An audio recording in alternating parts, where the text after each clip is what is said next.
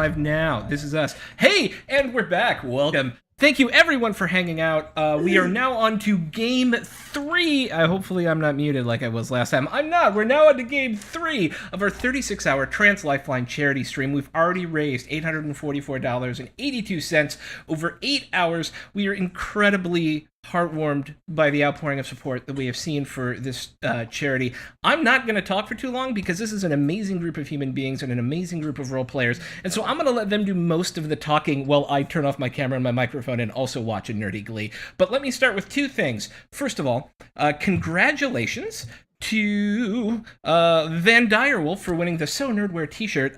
Go ahead and DM me here on Twitch. I'm ThrockPlays, and give me your Twitter information or your Discord information. I'll get you hooked up for that. Next up, there's a big reason why we're here today, and that's for Trans Lifeline. Welcome to the Party is a channel dedicated to inclusion and equity in gaming, and we have a big educational component along with that. A large portion of our community we are, in fact, 100% allies, and there's a large number of us who are LGBT, and so this is our first charity stream, and so it's very close to our heart. And the outpouring of support, as I've said, has been huge. Trans Lifeline provides microgrants to folks going through transition to do all the really fiddly, hard things like changing your social security information, changing your birth certificate, changing your medical information, and on top of that, they run a peer-led crisis hotline. And so we think this money is really important. Thank you for the donation. It hasn't popped up in chat yet, but I'll see it. Thank you for the $30, Jada Lady. Thank you for the $30 for Trans Lifeline. We're so happy to have so many folks supporting us on this today. Trans Lifeline is an amazing charity, and the reason we picked it is because we can see exactly where the money goes. We know that it's going to microgrants, and we know that it's going to the crisis line. And so we know that we're making a real difference in people's lives, and there's no, we just we can see where that money is, and it's making a real difference in real people's lives. And so that's a huge deal for us. So with that, I have one last note for you all, which is please, as much as we love your bits, and as much as we love your subs, and we take that as a show of support for the channel, if you want to donate to Trans Lifeline, please donate through the donate button. And the reason why we're doing this is because the donate button takes you directly to Trans Lifeline's PayPal. We don't want a middleman between the money and the charity, and so that's why we're doing it that way. Otherwise, we would have to pay out of pocket and all that sort of weirdness. Grant Ellis with the $50, that dude right above me who's being amazing. Thank you so much. And with that, I'm going to throw it over to these role players extraordinaire to get on with some talking as we wait for hopefully our last player. And if not, I'll switch over to a 4-up and he'll be fine. Let me turn me off. Well, if he doesn't show, you're stepping in. I'm in, 100%. And we will live make your character. Each one of us will choose a different aspect of it. Yes. Get a little audience in You already know what I want. Make him a drow. Do it. I'm so sad. Hi, everybody. My name is Grant Ellis, and I am an independent content creator for tabletop role-playing games with an emphasis on 5th edition Dungeons & Dragons and Cypher System. I also run 4 Invisible Sun campaigns called Across the Actuality across 4 different Twitch channels. I am a sponsored streamer by Monty Cook Games on their Sunday show, the Isle of Lycia, and I'm here to raise money for a good cause. I brought in some of my very best friends, people I look up to, and hopefully our final player will show soon. It's always challenging to coordinate across a bajillion time zones, but why don't we go around and introduce ourselves and who we will be playing today. Let's go ahead and start. Wheel of Morality, turn. Let's go ahead and start. I wanted to say Chelsea because she was looking down with her head down for a second to get her to pop up. Let's go ahead and start with Little Red Dot. Hey everybody, I am Little Red Dot. I could not be just more excited to be here for this cause. So I'm doing 2 things I love: supporting those that need it and rolling dice. So today I'm excited to be playing our very mature 10-year-old. Billy Bigsby, or excuse me, not Billy Bigsby, Billy O'Neill is his name, I'm sorry. And Billy O'Neill is a chimney sweep by need. And he has witnessed some things. Chimney. Chimney, yeah, bad. The jolly holiday in Driftchappel. Let's throw it to, is it Henri or Henry? How do you pronounce it? It's just straight Henry? Henry. Little Alright. extra emphasis with that extra E. Henry. It said Victorian, and I was like, well, I got to make it ridiculous in the least bit of way. So you're welcome for that. Yeah, hi, my name is Noam, and I'm super excited to be here. Trans issues are incredibly important to me because, hey, I'm a trans dude. So yes, like I love this. I love the visibility. I love the representation. So I'm just completely humbled to be helping a trans organization. Tonight, I'm going to be playing Henry, who is also a trans masculine person. They are a Kalishtar Eldritch Knight rogue, and they are the assistant deputy of some justice force that does investigative and policing work in the town. The I changed it for this one. The Order of the Ebon Storm. Yeah, it's one of those fancy Grant Ellis generated names. Ebon Storm. Fantastic. So Henry is part of that. And he'll be showing up a little later, I guess, because he's kind of the backup right now. Now the question, you said you were playing a Kalishtar? Yes. Now, is that from Eberron? That is from Eberron. Go ahead and describe what makes a Kalishtar unique to me.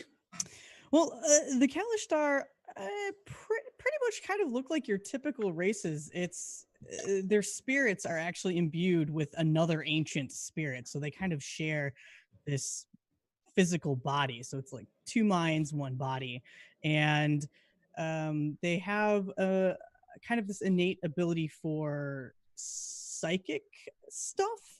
So they have resistance to psychic things. They get like a fancy mage hand.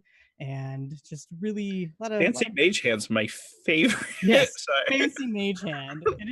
It is super duper cool. It's just like one of those little extra things that give them a little more flair.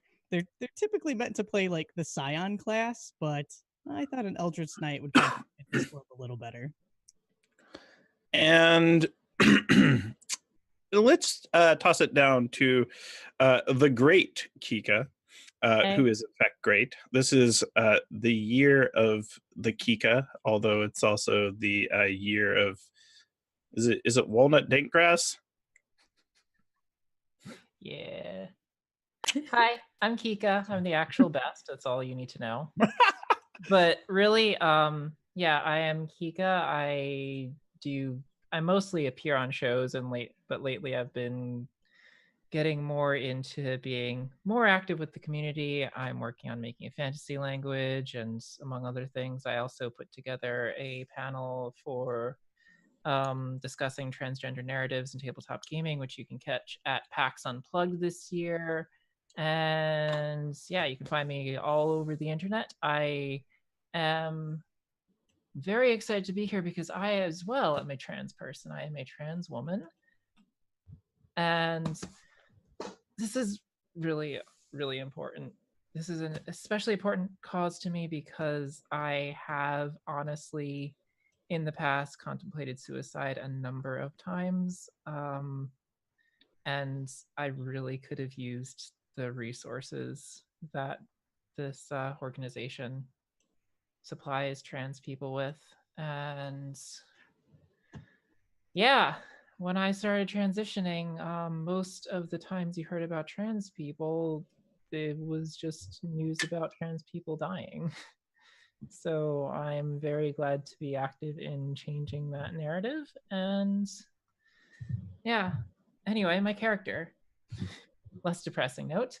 My character is Alexandra Lionheart, an Protector Azamar warlock with a pact with a celestial being. And she is a member of the local clergy, and she is also a trans woman. Which clergy? Did you choose? There's two major ones. There is the Church of the Sun Prince and the Church of the Raven Mother. The Sun Prince is a bit more dominant locally. The Raven Mother claims to be a much older faith, though. and they have documents that sort of validate this. I think I'm gonna go with Raven Mother. Excellent choice, because it's the true one. If you chose the false one, apostasy. Just so everyone in the audience knows, Kika is like my muse. Kika gets the creative energy flowing. If there was no Kika, there would be no Queen of the Spiders campaign on Greyhawk Channel. So it's all about that. Oh. I wonder if I could put professional muse on my resume. Yes. Now I have to for pay you. sure. Oh, oh You no. already do pay me, Grant. What do I pay you in? 13. I'm in. Oh yeah, I do. I pay you. You pay me. Kika's on the payroll. Kika's on the payroll, and Grant's invited to the cookout. So chat has donated 1,000 bits, and that will give Alexandra a free critical success. And for those of you that have never watched Kika play a role-playing game, giving Kika a crit is like, you might as well just... It And saved yeah, our I'm warning asses you. so hard, though. So I'm warning freaking you. hard. We were so dead. I'm warning you all. This is going to come back to haunt me. And last but not least, the reason for the season, and by that I mean the season of me streaming in the online D&D community at all, Ms. Maitia Zimmer, Laura Lania, has not introduced herself yet. Oh, that's me. Like, hold on, I'm finishing Idle Champions over here. Hey, no, I am definitely just setting music to make sure I'm a very immersive role player. We were actually talking about that right before we went live. Immersion. I am honored to be here. I am not a trans person, but I would like to consider myself a member of the trans community. It's something that has been, I wish, had so much more attention. Like Kika was saying earlier, it's something that I'm still learning about, and I can't wait to continue learning about and supporting. Kika kind of touched upon it briefly, but hearing about trans people dying just makes me sick. It's one of the reasons that as a cis person that I've put my gender in my bio. It's something I encourage you all to do. Even if you're not trans yourself, by doing little things like that, by adjusting your language and how you speak and accepting trans people into the community, you make it a safer place for them. Honestly, there was a time when I was very, very young where I wanted to be a boy. If I had known that I could have become trans, if it was an option for me at the time, if it was something that I knew, I don't know what my life would have been like, but I was forced upon a very feminine path. And now I see beautiful people like the people that are sitting here with me in chat, and they are who they truly are, and they always will be who they truly are because we have communities like this. And I don't want my friends to be in danger or feel alone because they're just trying to express who they are. So to everybody that's donating, that it's helping change trans lives for the better, thank you. We're all going to do what we can together a little bit every day to make this world a better place. I am bringing a very special character out of retirement for this, is part of another community, which is all about togetherness and supportiveness, which was Misclicks, D&D Prophecy, where I got to play a character named Calithra. And I think it's incredibly fitting that I get to share her here with you guys. She is a dark elf priestess of Loth. I know what you're thinking. I'm going to find a way to make it work in this campaign. We're all going to get along just Join the Church of the Raven Queen. She's got some pretty good outfits. I'm not gonna lie. I might be swayed. Worship our Dark Mother. Worship a Dark Mother. She is incredibly dumb. Calithra, even with her intelligence, I try to play her down as a little bit more idiotic. She can be abrasive, but she doesn't know it yet in this world at this time, but her heart's in the right place. And I hope you get to see how you can play an evil character in a campaign and not be destructive is another thing that I want to hope that I can showcase here. Because evil characters, while they may not have the greatest of intentions, they definitely can work well in a group. Oh, It's like Darth Vader. It's all about lifting people up, right? Yeah. So I would like to talk a little bit about the campaign setting. This campaign one shot is set in the Gloam. It comes from an adventure kit called Shadows over Driftchappel, which is published by Absolute Tabletop. Absolute Tabletop involves Tim Kearney, Michael Baker, James Kearney, Matt Click, and they are highly talented game designers. Wizards of the Coast has hired them as consultants on numerous occasions during 5th edition Dungeons & Dragons. They are an ENnie-nominated team for their work on Oath of the Frozen Throne, which is also an adventure kit. Adventure kits allow you to design quickly, in 5 minutes or less, a complete Dungeons & Dragons adventure for levels anywhere from level 1 through level 20. Doesn't matter. And they use a really sound design methodology to achieve that. This is a Victorian and colonial era Dungeons and Dragons campaign.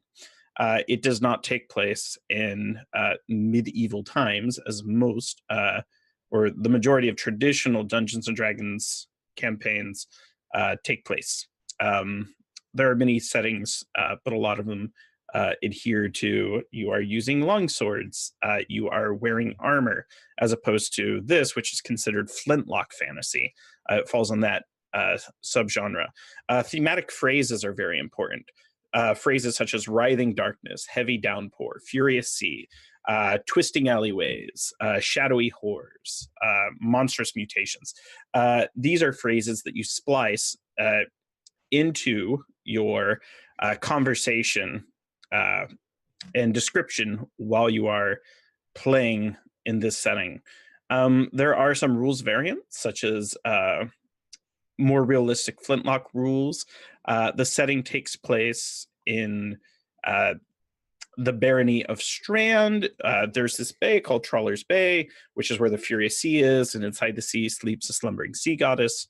And there is this encroaching gloam, this dark mist that is causing madness to seep into the hearts and minds of the people. There is a withered road that goes from one side of the barony to the other. At the end of the road is the Grand Bastion of Oubliette, which is where the queen sits. They worship a pantheon of gods known as the Creed. It is a very human-centric campaign where elves and dwarves wander the wilds with a dark pact between each other to destroy the world of humankind. And that's a little bit about the setting. Let me double check. Okay. And I have not heard back from our final player yet, but that's okay. If he shows up, he can join in at any point. In fact, his character that he sent over to play, if you watch the live stream at Origins for the Dwarven Forge reveal, it's the same character, a tiefling artificer. As part of the soon-to-be... I love artificers. They're so freaking cool. And this one is different than any other artificer you can get. This is some top secret stuff. So I'm going to read a little bit of the introduction that I have prepared. And it goes a little like this. Rain falls on the barony of Strand. The labyrinthine streets and waterways that trap the town of Driftchappel are stained with blood. A simple man, a church-going man, has been slain in front of a floating draconic throne of radiance, known as the Memory of Her Majesty. Our investigation begins near the scene of the crime, which emits the familiar aroma of murder most foul.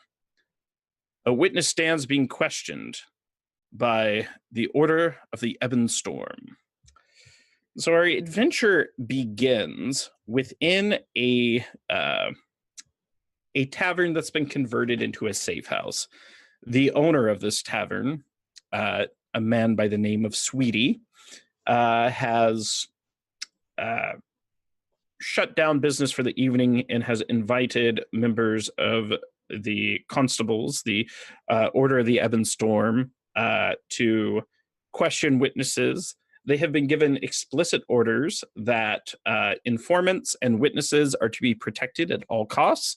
They are to be kept alive, and they are to be guarded because the information they have is too valuable, lest a practitioner of magic abduct them and wipe their memory, or alter their thoughts and their minds, or slay them outright. Sweetie, who's a hulking man, great big gut, beastly hairy arms. He looks like he's half bear and half man, but no, really, he's just a big hairy guy. Sweetie has retired upstairs. It's a 2-story tavern, to a private room so that the members of the Order of the Ebon Storm might question their witness. Now, in this situation, I have a question because I don't know if we established it. Oh, wait, no, we have. So our deputies are Henry and Calithra. They are deputies. They represent the law in this situation. Alexandra Lionheart represents the informant, a dear friend of the suspect number 1, Albert Whitewhittle, a local gardener for the Church of the Sun Prince. Actually, it'd be the Church of the Raven Mother, based off of Kika's character decisions. By day, he's a gardener. By night, he delivers packages for the parish. And Billy O'Neill was the witness to the crime. And I know earlier I said it occurred in front of a floating draconic throne. Not so. It actually occurred in front of, if I check my notes, a broken dark elven shrine of love. Thank you, random generators. In fact, it is a shattered dark elven shrine of love. So there was this monument in the town of Driftchappel, which is full of row houses that are quite dingy, twisted waterways running through the streets. There are various monuments throughout town, and there was this dark elven shrine that existed at one point that has been shattered, desecrated, and pulled apart. However, its remnant remains, and it still has the same name, the memory of Her Majesty. And you are meeting at a tavern. So with that, our adventure begins, and the deputies are free to question Billy O'Neill while the heavy downpour beats the streets outside. And just so you know, the scene of the crime is currently under watch by 2 Warforged assistant deputies. Tick and talk to Miss Prime. I wanted to see Gnome's response. It took me a second. It took me a second too. I'm not gonna lie. I was like, did he just? He did. Okay. Yep. He did. He did. Yep. Okay. And- Yeah. All right, that's canon now. Okay. Yeah. That's good. That's canon now. That's good. Doing it. I'd like to play them in a different game, Grant. We will. So are we inside the tavern? Is that what I'm to understand? They have taken us into it, or we are You still... are inside. You are inside. You are not at the scene of the crime. Would not be safe to stay out there in the public. They had to get you in out of the rain.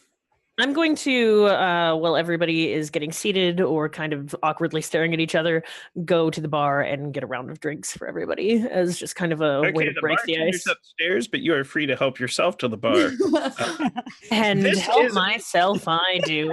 I go up to the top shelf. It's important to know too that this establishment, Sweetie, largely offers to the constables and members of the Order of the Ebon Storm. It's almost, it's a cop bar. This is where this is where the deputies come to get drinks. So you get the good stuff right up top. Usually I have someone from the house pour the drinks for me, but since I can help myself, I suppose this will have to do. I bring over a couple of bottles and glasses and we'll do the work of the common person and pour everybody some drinks. The largest drink for our witness. Here, I have a feeling you're going to need some of this. And as Calithra hands that over to Billy, Henry reaches over and takes it away. But not. Hands it off to another deputy. But I need it. He's like, I didn't do it. He switches that with water. There you go. Oh. I understand that your constitution is not as high as the Dark Elves. It is a good thing that you did that. Is this what a tavern looks like? I've never been in a tavern. Where have you been, darling? The roofs and chimneys and the streets and stuffs. You poor thing. Oh, But I didn't do it. of course. Did she do it? May I insight? Did she do it? Chelsea, you are Right allowed away, to. let's just get it out. No, Chelsea, you are allowed to make up 3 facts about the murder. With that said, only 2 of them are true, and you don't know which 2 are true. I get to decide. Okay. Well, it's very difficult to be an eyewitness. You think it's all true. Your character does, Right. but only 2 of them are true. Okay. He met someone. He was attacked by 2 people, and one of them was a woman.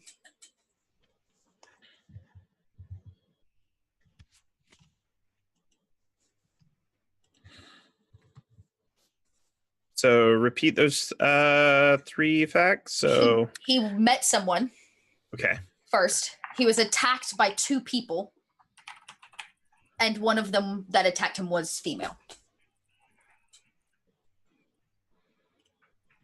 I saw that smirk, Grant. Don't think I didn't see that smirk.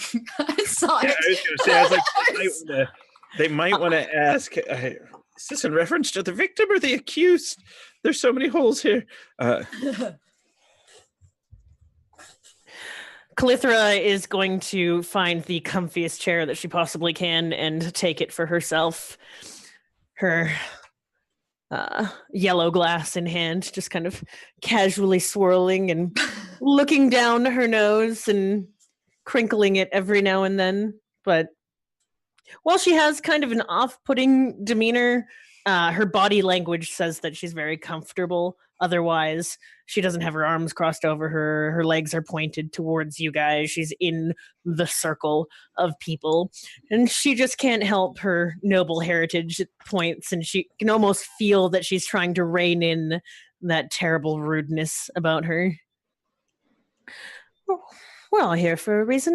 Might as well get along. Well, I'm not in trouble, am I? Am I in trouble? I didn't mean to seize it. Of course not. Without you, we wouldn't be able to be here and be doing this investigation. You are the most important person here. It was 2 people. 2 people did it. Alexandra leans forward and says, was the person he met with one of the people that attacked him? I don't know. There was a tussle, and it got all weird. And my maybe, yeah, yes, he was. Sorry, I'm just thinking if I was Billie Jean and I remember being a kid, and I'd look at Alexander and be like, "You got a badge, motherfucker!" I mean, just because. No, go on. Alexandra's gonna say a word and wave her hand and clean Billy up a bit with prestidigitation. And for the audience, I was a law enforcement informant when I was 14 and 15, but for federal crimes. So literally that was me, just kind of like, you got a badge? Wow, Grant. Yeah. I didn't know that. Wow, the more you know. I know. Yeah, Grant is a very... Session. He seems like the kind of person you could fuck with, but one thing I've learned is you do not fuck with Grant Ellis, ever. I fuck with Grant all the time. Yeah, Well, you're Kika, you're Kika. Remember, the muse gets away with anything. Yeah. If you were to see these people again, would you recognize them? Perhaps would you recognize some other people in the crowd, other witnesses? It was dark. Maybe. Uh, One of them was really tall. Are you a human or? I am human. I'm just a normal human boy. I understand that humans are not blessed with dark vision. Such a shame. Well, do you think that you could take us as close as you could to where it happened? There's a loud thump upstairs. Is he supposed to do that? I will be back. You hear the top of the stairs creaking. I draw my sword and I head towards the stairs. Good luck, I say, drinking. All right. I will pray for guidance and then lightly touch Henry as he goes. Thank you kindly. Look at us working together. All right. So we're going to cut the camera to the top of the stairs, kind of looking down. The handsome form of the Kalishtar is at the bottom of the steps and looks up. At the top of the stairs, you see 4 figures wearing heavy green, almost a jade color cloaks. They have braided, almost salt and pepper colored beards coming out, long and thick noses, kind of drooping from under the hood. And they have massive silver medallions. If they weren't silver, they would large enough to make Mr. T jealous. And they have sharp tentacles coming out of the sides.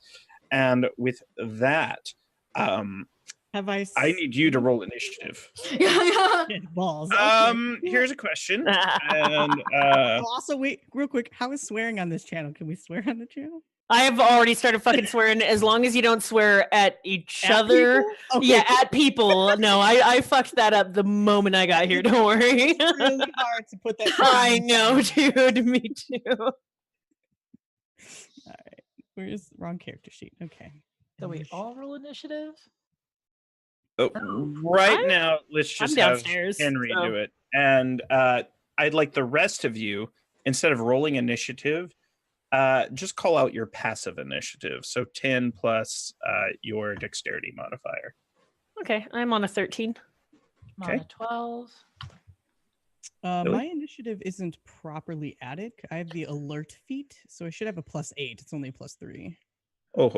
I believe you. That's that. Well, that was a Just nat 20. add 5 to that. So. Hey, first nat 20 of the campaign. Yeah. Billy, what's your initiative? Fucking show off. Chelsea, what's your 20? passive initiative? 10 plus your dex modifier. 16. All right, and then Henry has a 28. Man, and these individuals. Isn't it a 31 if he got a crit? Oh, that is +8. Yeah, +8 to his initiative total, so 23, 8, 31. No, it's only +5. The 3 goes. Oh, okay. The 3 is adding, but the. Oh, okay. So 28. Got it. And a 5. Oh. With that said, the other group, you will get to go on the next round. Essentially, these 2 parties, individuals, are in what I would call the surprise round. They both have surprise, but they can only sort of interact with each other if they're attacking.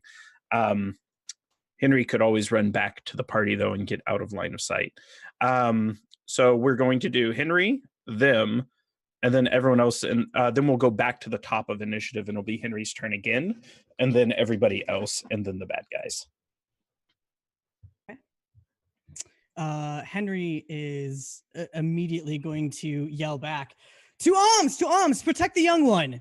And with my, you remember, action or bonus action, I'm going to, my sword's already drawn, but Henry is going to hold on to it and split it into 2 with this kind of radiant energy that comes from his Eldritch Knightness. And he now has 2 blades, and one is his soul bonded weapon.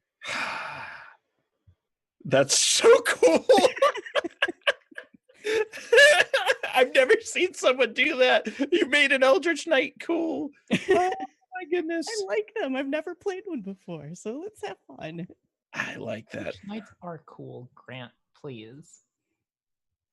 Yeah, that's my highest level D&D characters in Eldritch Knight, but I've never seen one do something that cool where it's like he pulled his bonded weapon out of another weapon.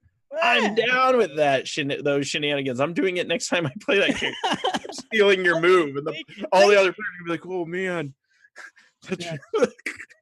All right, so I would just like to hold. Then I'm not going Okay. to attack, but I'll kind of if one approaches, I'm gonna hit it. But otherwise, I'm using my body and my weapons to block that entranceway. well, they're firing at you with hand crossbows. What's your armor class? 15. All right, so you're going to get hit twice, and you will take 5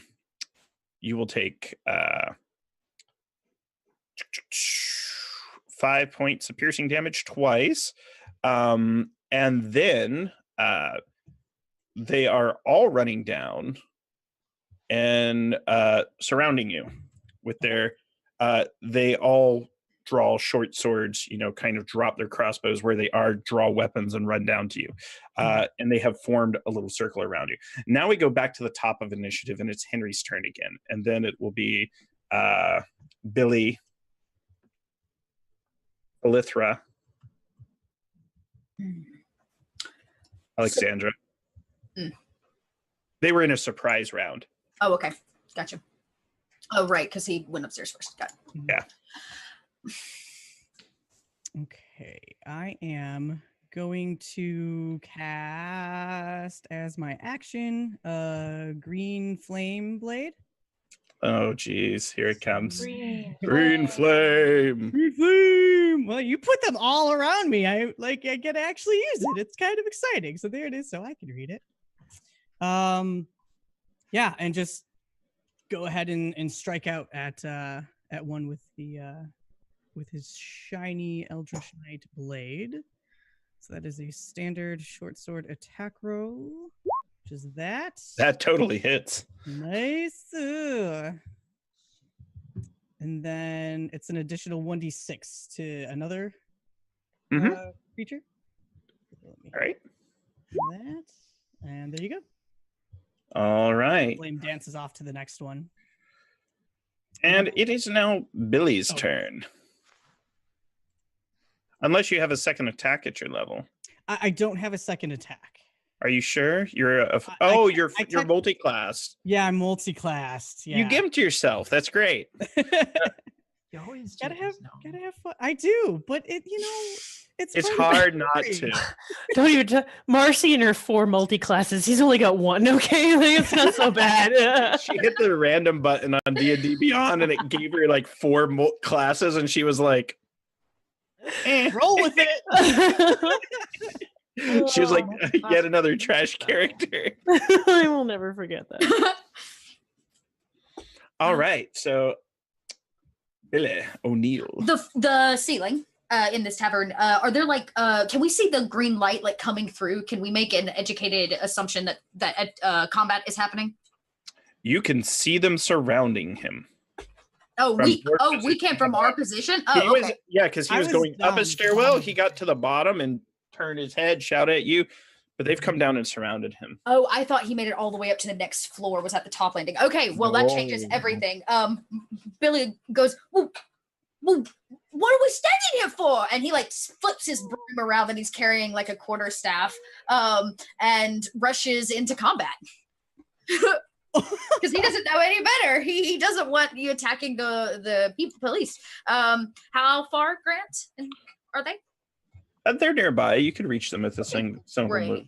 Simple move, yeah. So I'll take my movement action and get into combat, and I'm going to attack them with my broom. Critical hit. This campaign is blessed. This campaign is blessed. Critical broom damage. Oh, broom damage for the win. This is I'm good. down. I love that. Critical broom. Just this is like some Jackie Chan nonsense, too. This is like Rumble in the Bronx. It's Rumble in the Driftchappel. So alas, indeed-o. Indeed-o. Yeah, I guess that's all I can do. Because oh wait, can I do Do you this? have any bonus actions? I do. And as I get done, I say, "Get out of here, meanie! These are police officers, and they're trying to solve this problem." And bardic inspiration to everybody in the party for being on the right side of things. Is that 1d6 Six. also? Yeah. Mhm. Okay. Thank For next 10 minutes. So Thank you. everybody in 60 feet gets it. Cool. It is now Kalithra's turn. I hate getting my hands dirty. Please cast Fireball on that group. She reaches into her pocket and takes out a small vial and uncorks it, dropping some water into her hands, and then Duma flicking out in the direction of her companions. And she casts Bless.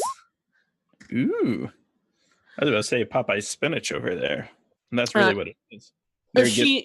I continue to sit down, and I guess will take out my crossbow and lay it on the table. But my legs are still crossed. I've blessed, and I will spend my bonus action drinking my drink.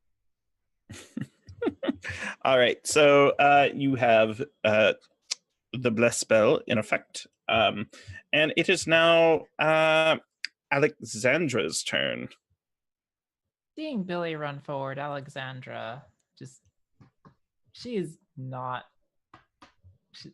already done. She rushes forward, tries to shove Billy behind her, produces her holy symbol, which is a silver amulet with the figure of a raven on it, and says, "The Raven Queen produces a light in the darkness," and casts Word of Radiance.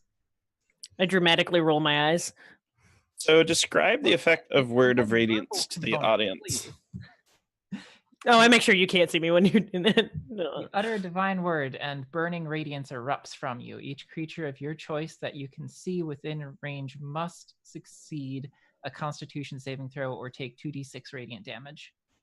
All right. Well, so she just moonlight flashes from the. What's the DC? 14. They don't make it. So 2d6. So how much damage? 3 and a 5, 8. Now you really only have a clear shot of 2 of them. The rest are somewhat obscured by the stairwell. They're behind the wall. I assume maybe you moved in position to just see them, right? Or did you go over there? Can you re-describe? I'm just trying to see the geometry in my head. Go over there, pretty much go into melee range because it's everything within 5 feet, any enemy within 5 feet of me that I can see. So in order to do that, you would have to step into the middle of them all. Yes. Okay, you are now in the middle of them all. No opportunity attacks or anything, but you're right up there, you and Henry and Billy. Yeah, well, I'm trying to protect its small child. I'm so happy about it.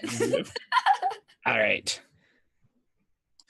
And with that, it is now the baddie's turn. So they are going to start diddly-daddling. And so these are on Henry. 13, 23 will hit. So that's going to be 5 points of piercing damage, followed by an additional 7 points of damage. Also, it doesn't say what damage type. That's essentially based on their cool move. So that's the first one. Normal damage. So the second one crits you for 10 plus 14, 24 points of damage. I'm out. All right, you're down. Down. That's the second one. Balls. The third one is going to attack Alexandra. Total miss. Second swing, what's your armor class? Do you really expect a warlock to have 18 AC? You could. You might have cast mage armor and had high dexterity. I don't know. So 18 hits. So you get hit for 5 points of piercing, then additional 7 points of damage. Oh my! What kind of damage? Well, the additional 7 points of damage is just damage, right? It's sneak attack damage. So it's pure damage. But the 5 are piercing. And we could just assume it's piercing damage for mechanical purposes. And then all 4 of them, hold on. Wait, there's one more. This one's going to attack as well. 20 to hit, so that's another 5 points of damage and an additional 7 on top. Last swing would be at Billy, armor class 12. Does it hit? It does not. All right. And then they all, as a free action, disengage from you all to the door. Well, they kind of run across. I'm in the way of the door. I haven't moved from my chair. I thought you were sitting. I am sitting. Is it not like entrance and how's the layout of the room? You said you sat on the nicest chair. I did sit on the nicest chair. So they're running past me to the door? Sure. Does that make it my turn? No. Okay. They're disengaging, so you can't attack them. They for all intents and purposes, they are spies. So they're a CR1 creature. This is the mechanics of deity. So they can disengage and do sneak attacks and all kinds of other silly things. With that said, I know it looks grim. They are hurting. It'll be fine. I'm not even worried. So with that, I need Henry to make a death save. Yes, Kika. I was just going to remind the death save. Oh. Well, on your turn, every campaign I'm in, gnome dies. I got this. Don't worry. Oh, it's all right. I have another character prepared. Just keeping traditions alive, buddy. To the queen of the spiders. Praise law. Oh my goodness. And with that, it's Billy's turn. I'm trying to see if I can oh, I can. I did take that. I've been down when Billy quickly goes to his knees as soon as they depart. And he says, "Wait, no, you can't go." And he puts his little hand on your forehead and casts Cure Wounds on you. Yeah. Oh, it's adorable. It is adorable. And he goes, your eyes open and they go, "He's back up," and then run over and knock him out again. That's savage. Do you have any bonus actions or move actions you'd like to take, Billy? I can't. No, because I've already done. Nope, that was the only one. So I've already cast Bardic Inspiration, which is good on the group. So that's what I do. I make sure he's okay. All righty. It is now Calithra's turn. Zen Hu O Goth Hooray. And I cast Mass Healing Word. Ooh. 6 points. And then I pick up my my crossbow that I had laid on the table before me, and as I'm still sitting, I try to find one and shoot him in his ass. This is gonna be one of the bad guys, not Henry. I am evil, but I'm not that evil. And I get to apply my Bardic Inspiration to this attack roll, correct? Sure. That'll be a 30 in total then? Or do I have to roll the you're d6? rolling yeah, Oh, that's yeah, a 6. roll it. That's a yeah, 6. You're good. You've hit him. I shoot him in his ass, and you're not very smart. I take another sip of my drink. I'll say. So that was 6 points of damage? Mm-hmm. Okay. Next. I feel like my healing should be higher than that. No, sorry, go on. It is Alexandra's turn.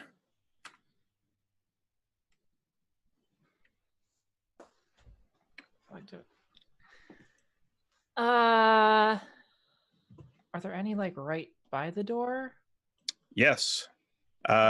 There's about 5 feet between each of them, taking up what would be roughly a 20 foot across, but there's one by the door, one a little past the door. The other two are nearby the door. They're not right up on top of it.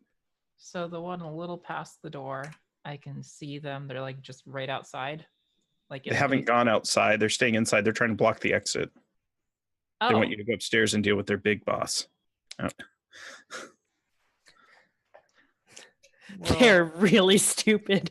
We're gonna kill them so hard. I turn to them and point at the one by the door and say, "May you be burned by your own sins." And I cast create bonfire beneath them. Ooh. Okay. So you have created a bonfire. Now, does that affect them on this turn or the next turn? You create a bonfire on the ground that you can see within range. Until the spell ends, the magic bonfire fills a 5-foot cube. Any creature in the bonfire space when you cast the spell must succeed a dexterity saving throw or take 2d8 fire damage. A creature also must make a saving throw when it moves into the bonfire space for the first time on a turn or ends its turn there. So 13, they didn't make it, right? They did not. So damage. 9. 9 points of damage. He's like, on a scale of 1 through 27, I'm feeling about a 5 right now. I mean, I can help you with that. How about curing some of me? Looks at the young boy. I have a family Well, too. if you convert to the Church of the Raven Queen, I'm sure I can find some forgiveness within me. Nah, their tithes are too high. And with that, it is the bad guy's turn. They all swarm Calithra. Bad idea.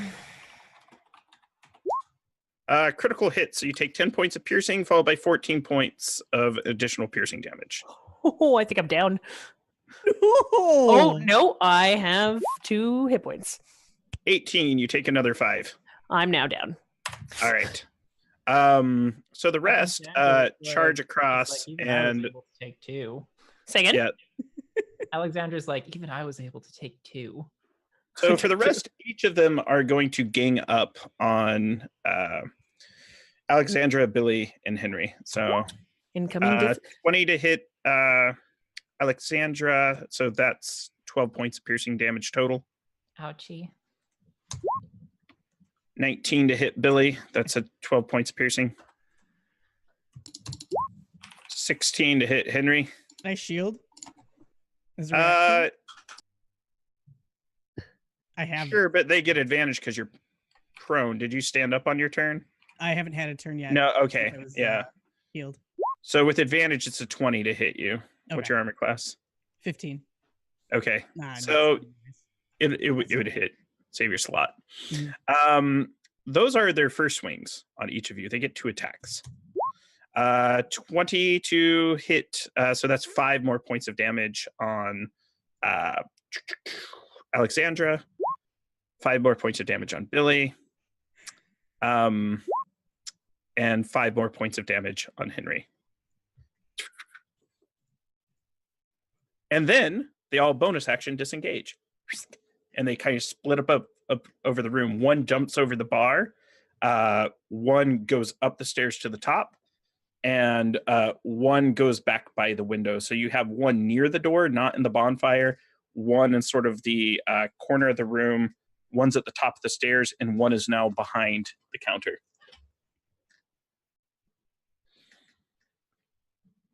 And with that, it is Henry's turn. All right. I'm going to use my movement to get up. Billy, thank you. Please go hide somewhere.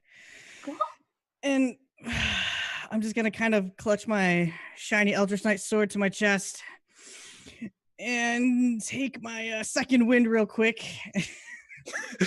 We call it the Grand Ellis maneuver.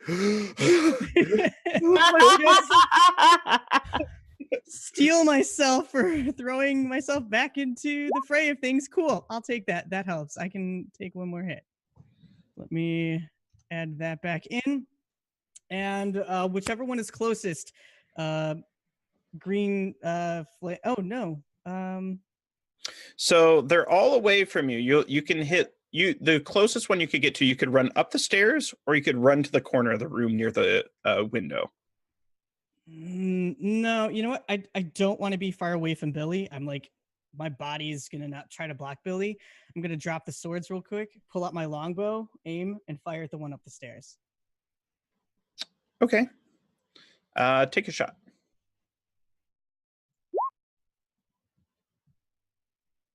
Cool. 23 hits, yeah, for sure. My monitor's kind of blocking your dice rolls. I'm sorry. And that's it. That's all I can do this turn. Yeah, 6 points of damage. Mhm. All right. And with that, it is Billy's turn. Okay. You see Billy start to kind of hum a little tune to himself, rocking back and forth. And as he does so, he uses a bardic inspiration point to do Mantle of Inspiration. Everybody that I choose, so 4 people, so 3 of you, all 3 of you, because I can see all of you, are going to gain a +5 temporary hit points. Nice. So I'm yeah. up. That's Yes! tough. How do temporary hit points work if you're unconscious? That's actually, I have Chat, help us. no idea. We'll check D&D Beyond. D&D Beyond. Yeah, D&D. Yeah. Yeah, and he hums like, it's gonna be okay. It's gonna be all right. That's adorable. As people are just like falling around him. Feed. Okay, so temporary hit points. Puts his hand on his shoulder and gives Not it a actual little hit squeeze, like, points. it's okay. We'll be fine.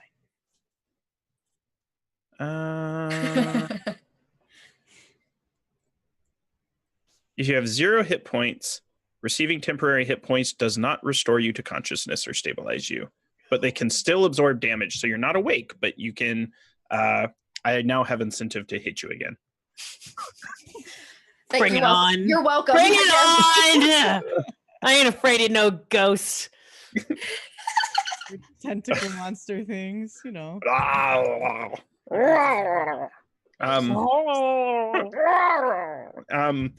right. With that, it is Kalithra's turn. I believe you are owed a death saving throw.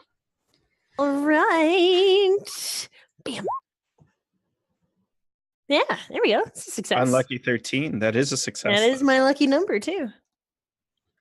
And with that, it is now Alexandra's turn. I told you. I want to point at is the one that I burnt in the bonfire still up? Yeah. None of them have been defeated. Okay. I want to point at that one and say, the filth of your soul will be burned away, and cast Sacred Flame at him. All right. So they need to make what kind of saving throw? Dexterity saving throw. That's what they're best at, Kika. I know, but it's spooky. I like being spooky. Nat 20, they made it. Okay. But as a bonus action, because I have bonus actions, I'm going to use 2 of my D6s from my healing light pool on Kalithria. Yeah. What's the range on that? Any creature I see within 60 feet, Cool. Grant wants to kill me. which is me. Bring it No. on, dude. Bring it on. Bring it on. I just want to make sure So you get 10. Thank you. you're awake now with It's not- temporary hit points. It's not a time to be napping. No, not at all. So the one closest to you, the one that just dodged the sacred flame, hit you with an 18 for 12 points of piercing damage. Me? Yes. I'm gonna fucking kill you. right. Okay, I'm Are you still up up. or down?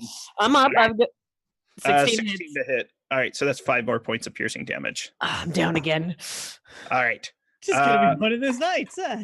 The one behind I'm the ready. bar takes a pot shot at Alexandra. Critical hit, so that's 10 points of piercing damage. Where are all these criticals coming from? Down. Down she goes. And the one at the top of the stairs dives down the stairs, sword in hand, and attempts to hit Tiv. Critical fail, though. Let's roll a D30 to see how many teeth they lose. Can they just die? 29. They have one little dingle snaggletooth left. Can they just be dead? Brilliant. Yeah, can they fall on their own sword plates? Can they just like choke on I their mean, own- it is a charge down the stairs. But then they get to swing their blade again. You know when you're Okay. nervous running towards something and you just like I thought this was They going to miss be you. a fun mystery adventure, but we're just getting murdered. No. It's just a murder. And then What's the number Tiv, for Trans Lifeline again? I need you, to know. you got Tiv, you did get hit for 12 points of piercing damage. Are you up or Damn it. down? If I no, it's not gonna matter if I shield that either. Son of a bitch, I'm down. All right. So Oh Billy's wait, no, the I'm not. last You one. said 9? 9 points? No, 12 points. 12. I am not down. Okay. 1 Good thing. point. Oh wait, and I didn't use my temp hit points, so hang tight. Let's do math again. Nine. You have 6 points. Those are well, good. Well, you figure that out. Yeah. It is now your turn, Tiv. All right, Henry is Tiv. going to go. I caught that too. I caught it too, dude. I mean, Oh, Henry, sorry. Yeah, no, I want Hey. Tim. Get Tim's fucking ass in here. Yeah, bring in I think you level want a four. level And Henry's- no. Henry's voice is even completely different. It's just I see gnome and I think of Tiv. Yeah, Like, it's, you know, We put our names in the boxes. that's it. I'm charging the closest bastard. Oh, which would be the one that just attacked me. I'm gonna unleash pick up both swords and just one after the other with a 2-weapon fighting attack. Get him. Go for it. Short sword. So that's the That first hits. one. The second one, it don't add the additional damage. It's probably not gonna let me change it up. But there's that one. Do you have 2-weapon fighting? Yeah. All right. So one of them you slay. And the second one you slay. So there are 2 left. Excellent. And with that, it is Billy's turn. Billy is done with this nonsense. He stands up and stops his broom into the ground. He says, "The lots of you smell like chamber pots and are ugly as the backside of my mama's hiney." And he Which we are all very familiar with, they all hoot out. and he casts vicious mockery on them. So they all have to make a save. 'Cause- Are you able to target multiple people with that cantrip? I don't know if it's a radial. Let me check that. It may only be one, so I may just have to pick one. Yeah, I think so. If it's the vicious mock. It says one attack, wisdom, one. It doesn't say. Spells damage increases. If it's the vicious mockery cantrip, it typically targets Just one. one. That's fine. creature. Yeah. So Oh. I pick. Was there one still running? Well, they're in the room. I forgot I could have had them disengage from Henry. Silly me. Actually, if they're ganging up on Henry, I'll pick one of the. Henry you said Henry it- killed those I just 2. There's Killed one 2. near They're dead. Calithra, and there's one behind That's the the one I want to get because he's going to attack her again. That's the one I target. Okay. Let me double check. They get +2 on the saving throw. Because they have high wisdom. They do. Nope. They take the damage. So it's gonna be 3 points of psychic damage. Wa-na-na. And with that, it is Calithra's turn. Death save. Okay.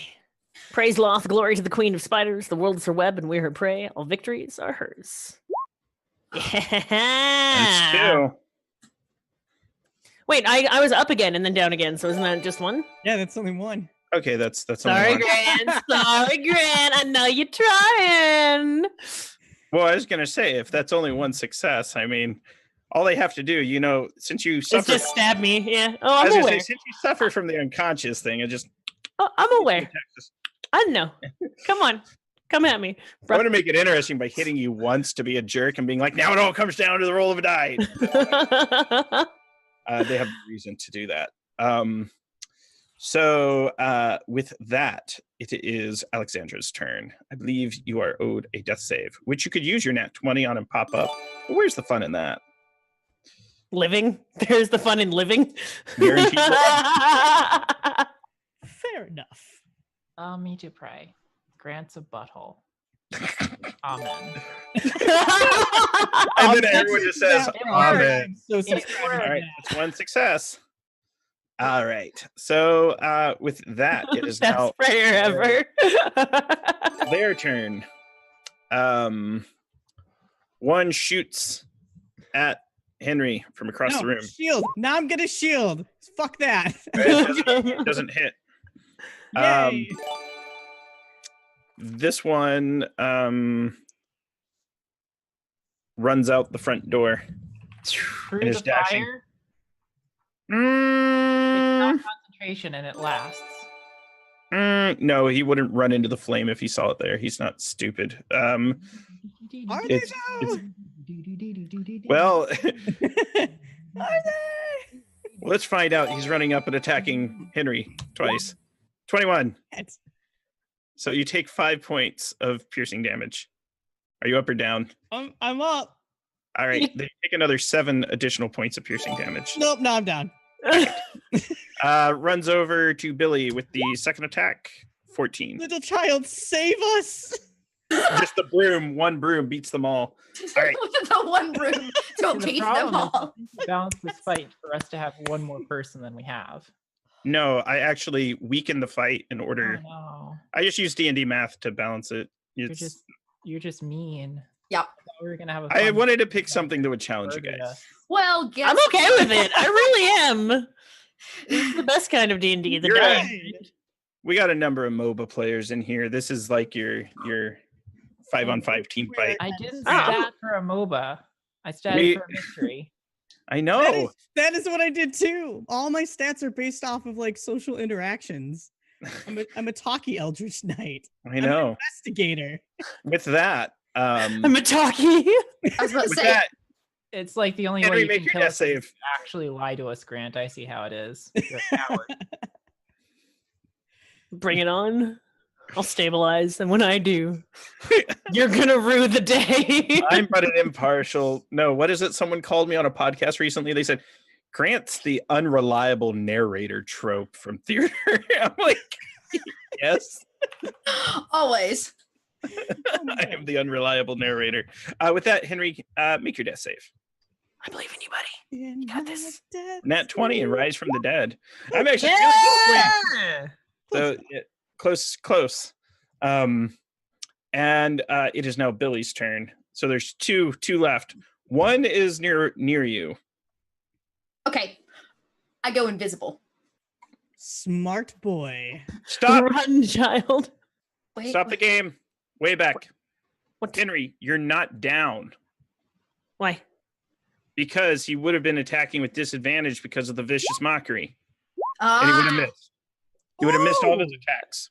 He's alive! Right. He's I better be- alive! I was about to say, That's Bart, fair. I believe Bardic Inspiration's also up, so you guys don't forget to add that D6 if you want it. I used it on a shooting of the ass. I don't That remember was a good reason. I feel like that's a viable D6. So Henry, you're Yes. up, Mm. and you get. In all fairness, you have one on you, so you don't need a death save. You're allowed to do your actions. Okay. Cool. Well, then I'm going to take all of my actions out on that one. I am tired of taking a knee to this stupid fight. I steal myself and I attack both blades very angrily. All right, describe. Whew. I was gonna say you only needed the one to kill him. I don't care. I don't I hit him twice, I am done anyways. with this shit. I'm assuming you're about to say he was dead. So both of those blades, one glowing again with the radiant spiritual energy, spin them both, and just like scissors swipe the dude's head. Yeah. He's been Dooku'd, just Christopher Lee. Oh no, his head goes off. Drops. Even has like salt and pepper beard. But with that, there is one left behind the counter. What does Billy do? There's only one left now. Okay, I'm gonna do the retroactive thing and take back invisibility, and I'm gonna cast Hold Person. And I go, stop it, you meanie! Do you need to see the target? He's ducked behind the counter. Oh, is he squatting? Well, then I guess I can't do that. Unless you run over to the long side of the counter and get up and see him. Yeah, if there's distance and I can get in vision or eyesight of him, I will do so to be able to cast Hold Person. Mm-hmm. So they need to make a wisdom Another saving wisdom saving throw, yeah.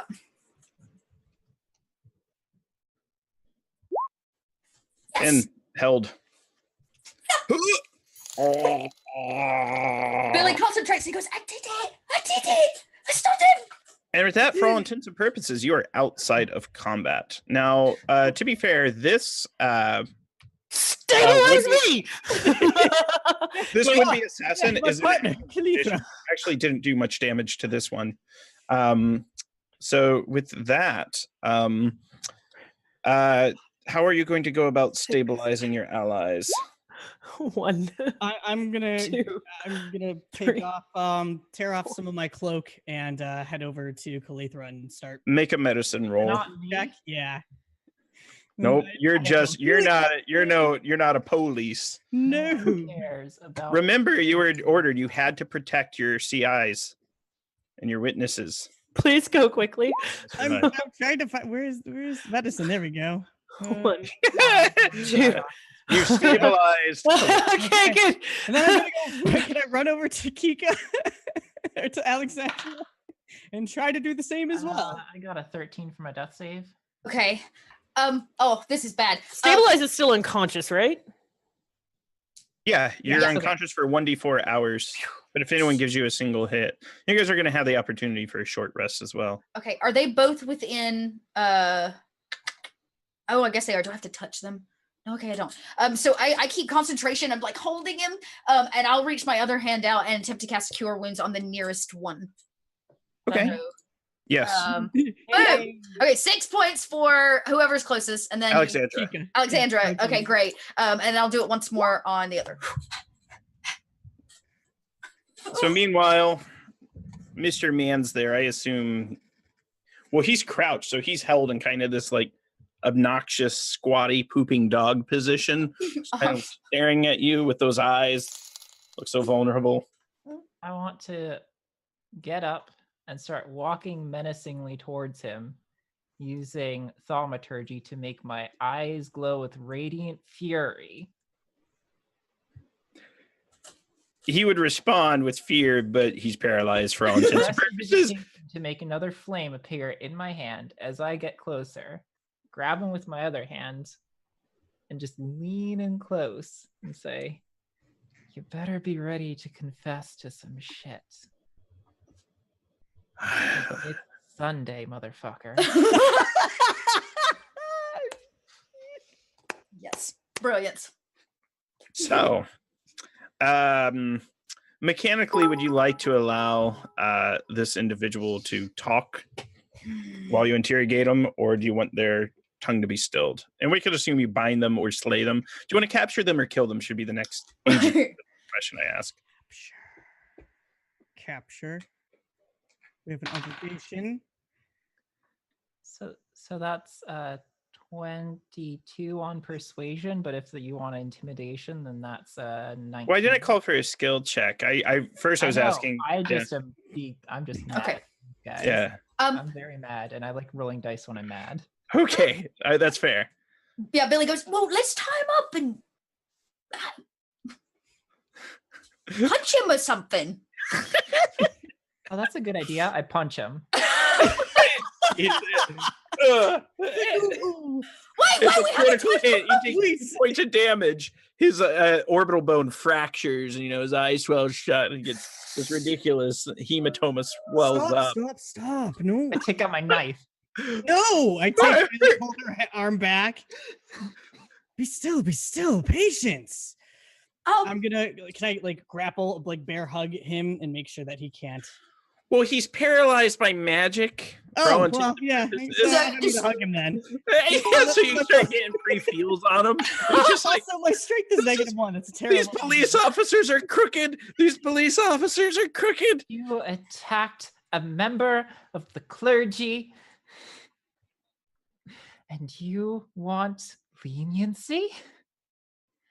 He says what goes around comes around. Your clergy's been attacking all kinds of people. That's why they killed that man in the streets.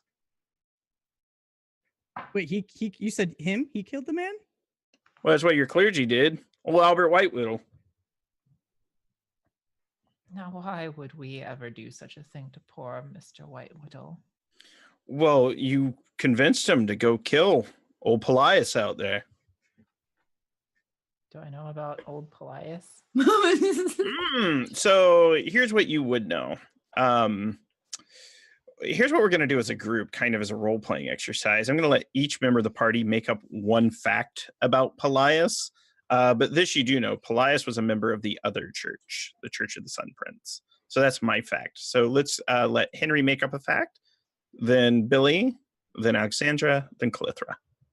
Yes. Polias was a crooked man, often pocketing coin from his patrons of the church.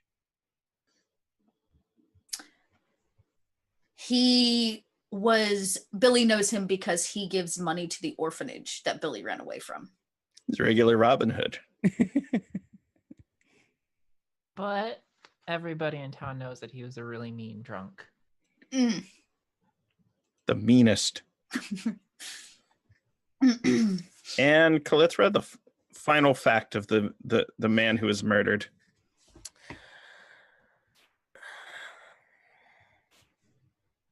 He left everything that he owned to the church, much to the disparagement of his family. So we know he was a thief, but he gave to the less fortunate, was a horrible drinker, and gave everything to the church of the Sun Prince. So those are all some facts you know about him. And you know Polias.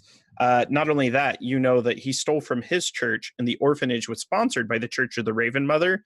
So he was secretly financing a Raven Mother operation under the table.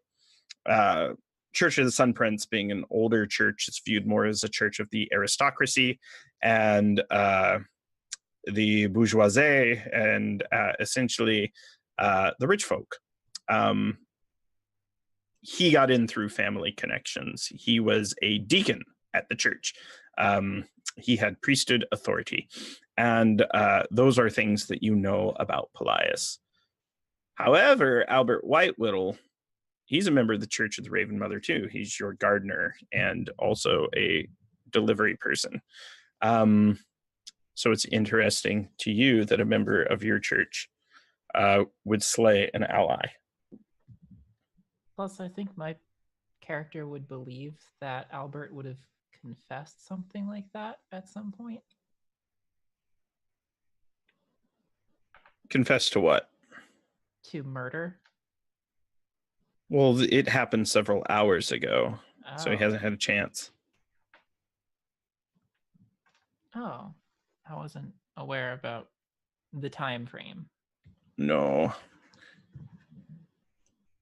In the scene of the crime where the murder took place, including where the body is currently located, it's about 2 blocks away. There's this dark elven shrine that's been shattered, and there are a pair of warforged that have kind of locked down the area.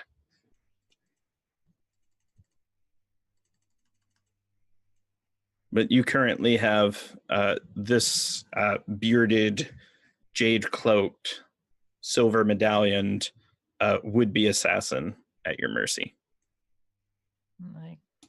Well, have you any other sins to confess to?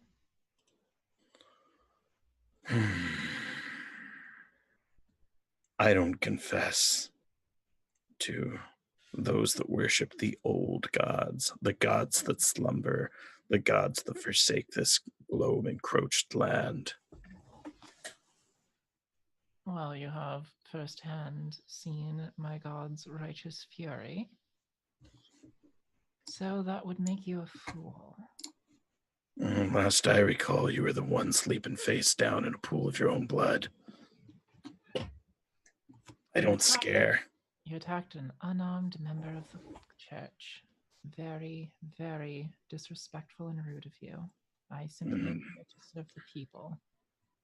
The most dangerous arms aren't forged of smoke, fire, and steel. You made pacts with dark powers. You've sold your soul already. Well, I don't worship nobody, so you can tell me. Yes, tell the child. Young man, are your services available? Our chimney's been clogged for weeks. Sorry. What is your hourly rate? Do you have a coupon? Blizzard's like, oh man, it's a rough night. Yeah. This was all a dream. The medallion he's wearing, is there anything more noticeable now that we're closer about it? Like anything distinctive? You can make a religion or a history check. Ooh. Okay. Well, gang, it's the same either way. Come on, little boy, you got this. 10. A solid We'll 10. assume that it was made with advantage because there's multiple people in the room that could answer questions. The protruding metal tentacles are clearly engraved with runes that are in an old language, and you have seen this language, though you yourself don't speak it. Pointing it out to Alexandra would clearly know that Alexandra clearly knows that it is a amulet of devotion to the sea goddess, and that there is the name Quatu, Qatu, Katu, engraved on it, and that Alexandra also knows that there are rumors that Katu's cult has infiltrated all levels of government and all levels of religion. But it's mostly been rumors, unsubstantiated for the most part. But this is clearly, and each individual was wearing one of these medallions. Burning But- the old gods. Billy goes, oh, shiny. Can I pull it off his neck since he's being held? I won't Yeah. stop her. Yeah, I want to. This is really nice. Do you all have one of these? No, only those that are charged with a dark task, that our sins might be carried inside and passed on to the writhing whisper herself.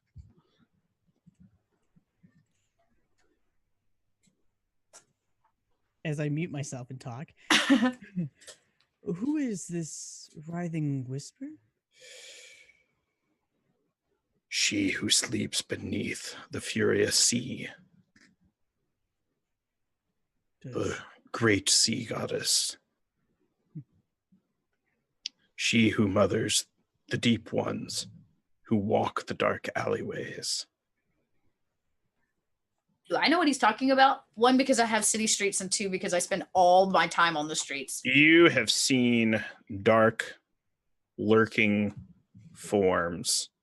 If you had to guess, they'd look like taller than a man, always hunched over, bulbous, glowing orange eyes, and they lurk in the dark alleyways and they abduct people.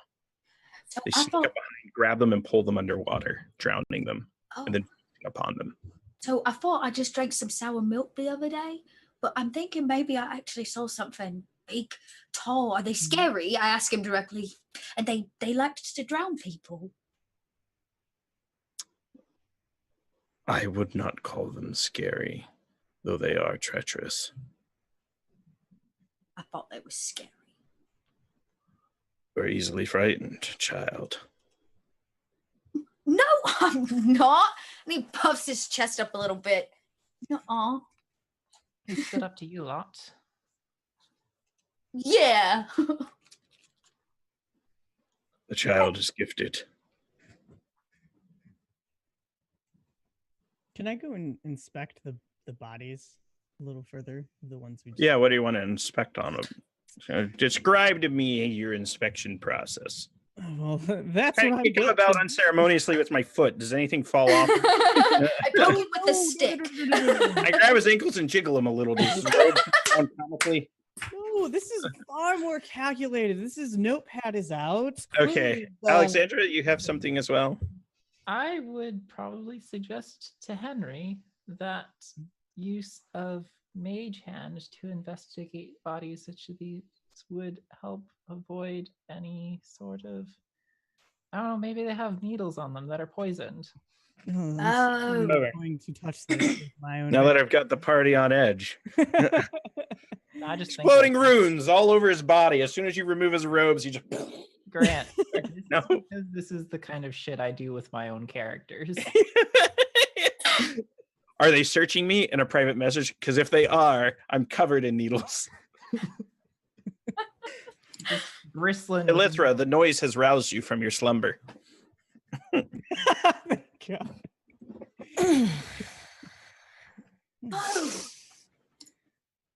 Welcome back to active duty, dear. She lit. Hangover. You might She say. says, unwilling to accept the fact that she was defeated in combat. Nice. And cure myself for 12 points. Oh, wait. The guy was upstairs. We heard a body go thud, didn't we? Yes, we'll have to go up there, but I Oh, fear we need to be cautious about this. watch this. And I'm going to cast. Wait, no. Yeah, when a child says that, just Child, stop. I'm gonna cast disguise self and try to look like one of these like robed figures.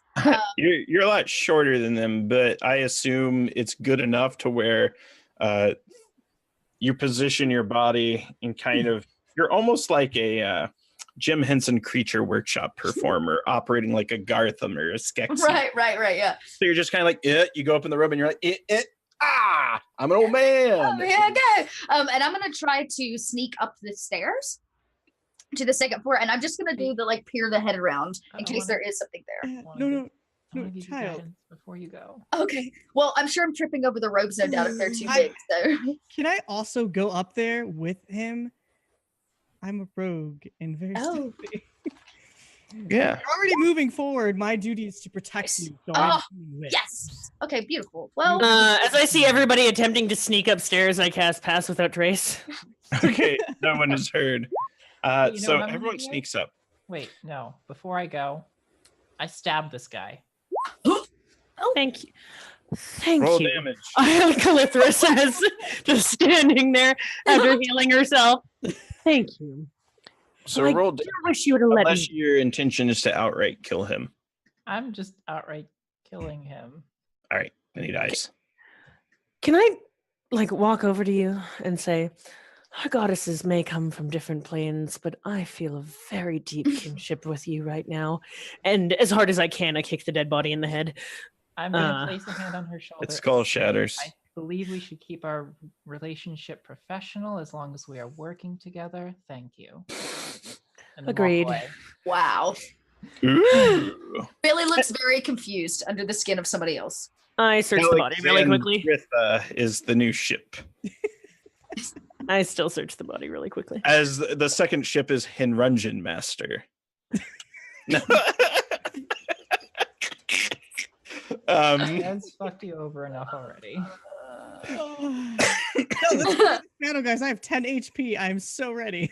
Yeah, you're like, look, this is the highest my HP's been since we started this session. Yep, let's go.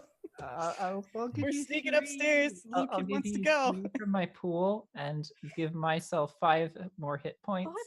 You get Nice. 3d6 from my pool, and I will roll this 3d6. Can I come up behind Henry and just 11. reach my hand out to him as quietly as I 14. can? You get 14 from me. If you're trying to Okay. heal Henry, you can heal Henry. And we Okay. assume. Well, So if he's up there first, then I'll wait. And our broom boy is doing the best out of all of us, I don't correct? even need to go yeah, up there. I going have, up there uh, like a cult member. Okay. I As just you want, like, come to a the top ring. room, the door opens. There is a massive. It almost looks like it's a act of vandalism. So there was this beautiful mural at the top on the upper floor. In fact, Calithra and Henry, remember it, they've been up here for several private parties, depicting the creation of the world and the old gods. It's been vandalized with what looks like cheap paints, and aquatic and otherworldly extraplanar beings have been painted over the fresco style directly on the wall, fine arts, and it's just crude, almost with the thrust and feel of like a Jackson Pollock painting, where they've put this horrible splatter form of a ominous creature over it. And there is the dead body of Sweetie on the ground. No, Child. He has I'd like defense to wounds remind- on his knuckles. He's tried to fight, but he was slain. Mr. Sweetie! And I run over to his side. No, fucking child. You're welcome to reach out and grab me. Tentacles burst from his chest. No. No, yeah, As yeah. I come up to the top of the Yeah, stairs, no, I kind of put a hand on Henry's arm. Pull Henry back, thrust him down the steps a bit. How long did he die? Hmm? How long? Probably more than a minute ago. Like 2 minutes ago, he just went upstairs. Well, he was upstairs the entire time while you would have been questioning witnesses. So it's pre-game. He was up there for several minutes. The window's open. That's clearly where the assassins came through. Mhm. And he tried to defend himself and was slain.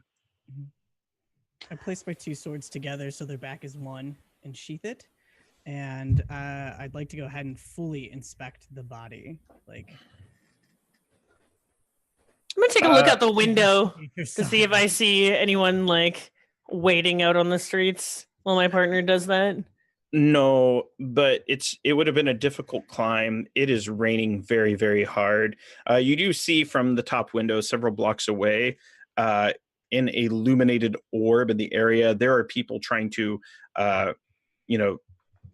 light the streets with, gaslight and get it working. There's people working the streets trying to get some form of light. The illuminated orb is probably your Warforged friends. But it's hard to tell exactly how they would have gotten up here. Your guess is someone gave them perhaps a single-use magic item like a scroll or cast magic on them. For deputies, they don't really give us enough to deal with this kind of crap. Why would somebody do this? Kill all these people? Oh, sweet summer child. People. I look at her for a moment, and then I look at my partner, as I'm sure he's admonished me more than once about being a savage. And bad people do bad things. Oh. Just a solemn nod. And I just like, okay, we both went down today. I'm not gonna push it today. Is it really paint on the walls? Yes. Okay. Those who are without proper guidance invariably lead to corruption. But he said it was the church. Different church. Oh. Not the right church. Oh. Billy looks very confused. So, Billy Henry, pops here's some things you... The race to conversion is on, Kika. Yeah, I give Billy a pocket Bible. Poor little mind. so malleable still. Can I introduce you to our Lord and Savior, the Potter, the slumbering church member. Yeah, don't drink the Kool-Aid, kid. So, Henry, your investigation has revealed he was not... You can tell that he was killed with haste. They, judging by the wounds, this was not a calculated conflict. They just happened to stumble into him and killed him as quickly as possible, which is why they took no care to hide the thud of his body. And they clearly came in through the window, and they seem to be intent on getting either the witnesses or the informant. The witness or the informant. Particularly troubling. I mean, they didn't fight very well. Their movements were. You got knocked out twice, kid. No, And I got back up. What of it? Henry, But I know. The strategy of fighting was quite peculiar. their form was quite preposterous. Disengaging. And Do you speak Undercommon at all, Henry? We can assume that there's at least 2 shared languages.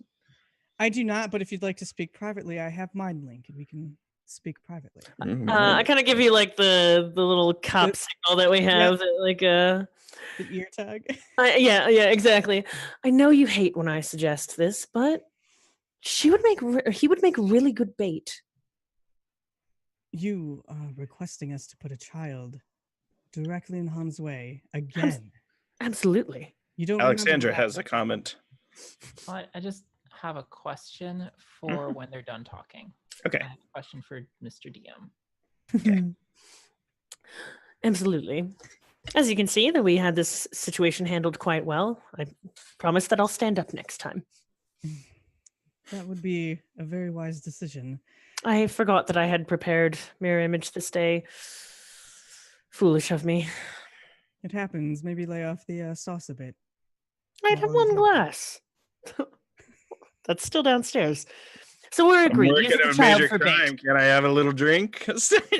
I'm only going to agree with this because we've seen the boy capable of handling himself, and Quite good with a broom. we are indebted to him. You are going to be made an honorary deputy, I say, turning and facing to the little boy. Deputized. Like pointing out special. Yeah, are you going to take off your badge? Okay, you're taking your badge off. Yeah. We are fucking terrible. I will Wait, and I'm gonna like straighten his clothes up a bit and like tuck him. All right, let's jump to Alexandra's question or Kika's question for the Dungeon Master. I was wondering if there were any mice in this inn. Any mice? Mice. Because as one of my warlock features, I can just speak with animals. I have beast speech. So I would like to find any animals, small animals that might be in this place that might have witnessed this. Roll a That d20. is so And if you fucking get smart. 11 or higher, you can question an animal. This is like my first episode of Vile and Villainous when I was like interrogating maggots. And I'm like, PM Shane was like, Grant, stop. Yes. Nat I'm 20. assuming, yes. Woo! There is an owl up in the corner by the ceiling who's watching with its all-knowing eyes. It's a highly educated owl. Yes. Hello, owl. Oh, no. Oh. All right.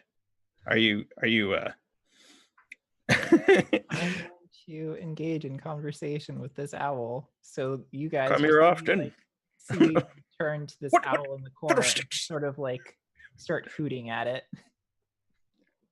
Ooh. Hello there. You can't help but notice you are at a very good vantage point for observing this room. There's also a good point to take a shit on Sweetie when he's walking around. Yes. Happen to see who did this deed, I say, gesturing to the body. Green robes, and they came in ugly medallions and horrible beards and pin feathers. They smelled like the streets. Have what you seen any others going about town dressed in similar manner? Oh, only at night. Only at night. They come from the docks. They board a black ship.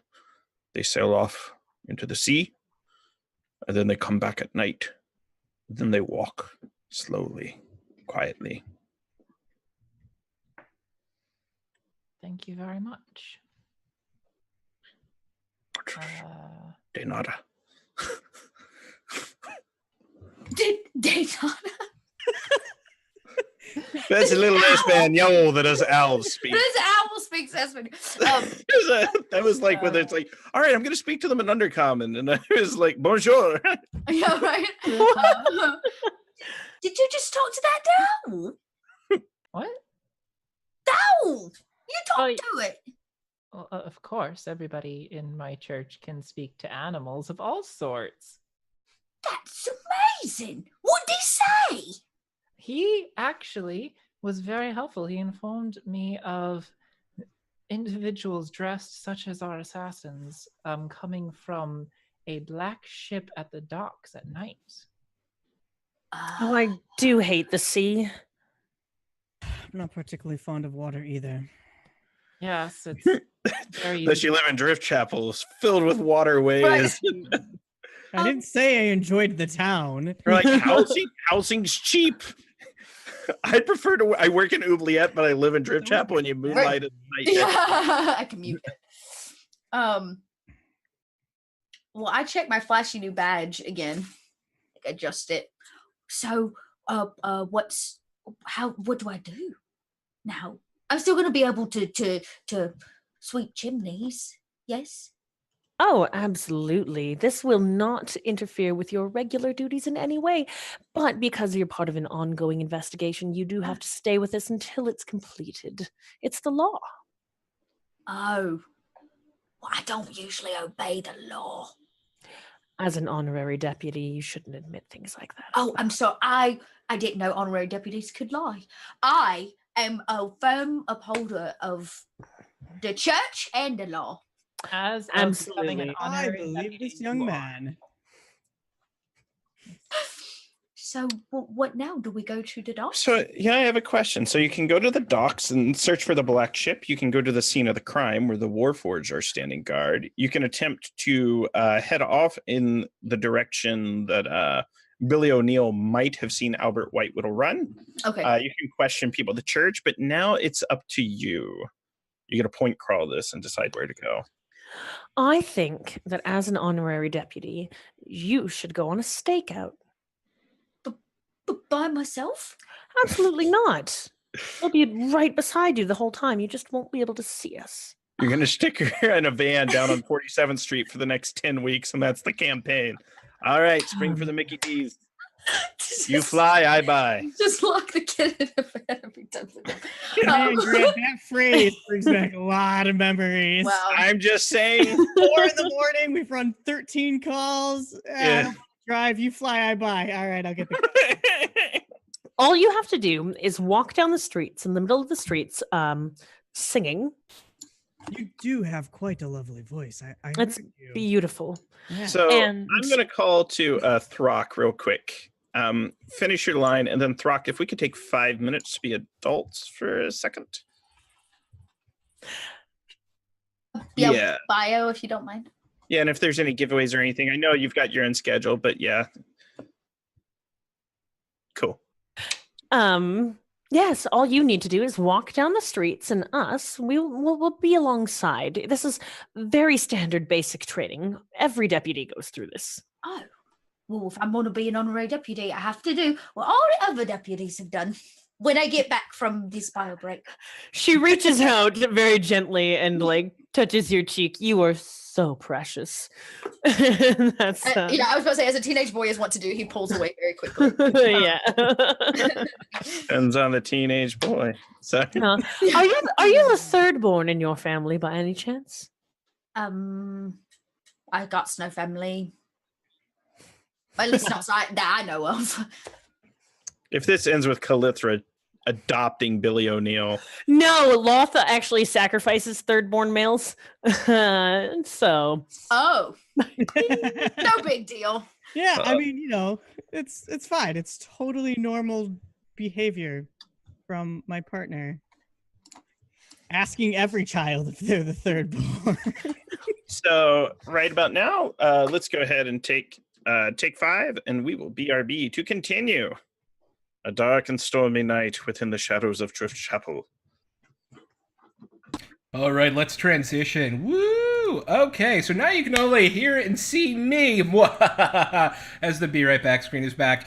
So, team, I hope you guys are enjoying the stream so far. We have 2 giveaways we are going to do right now. We're going to draw 2 winners. We're going to have it run for 10 minutes, and the 2 giveaways are going to be for a set of tabletop loot dice and a So Nerdware Games t-shirt. And your giveaway command is going to be ! This is fine. So, I would like to thank everyone so far who's donated. I want to give a quick shout out to our donors so far in the first 2 hours of this. Let me get to the My Donations page. There we are. Starting with Gorillas and Jade Lady and Grant Ellis and Matthias and Van Direwolf and Laura Lania and Mike the Piper and No Medic and Met and Moogs and Lauren Wisniewski. I think I said it right. And Jay, thank you all for supporting this amazing charity. We're here tonight raising money for Trans Lifeline.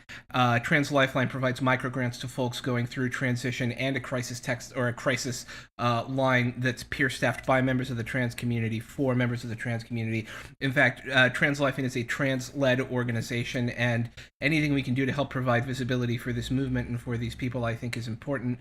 I was on a talk show recently. We were talking about the need to provide space to see and hear more trans voices within the community, and thus make it become a regular and normalized part of the community. And I think that's so important. And that starts with the health and well-being of the community itself. And that's what a place like Trans Lifeline does. They provide microgrants. The microgrants in the crisis line go directly into the community itself and provide support for them. So if you have a couple extra bucks, $5, $10, $1, I know the organization would absolutely appreciate it. So thank you. The giveaway is open, and we are 8 minutes and 20 seconds away from it closing. This is for a set of tabletop dice loot and a So Nerdware t-shirt giveaway. Hit ! This is fine to join, and we'll be back in a minute.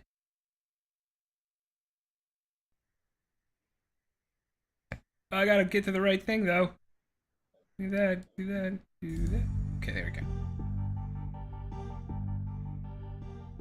There we go. You guys having fun?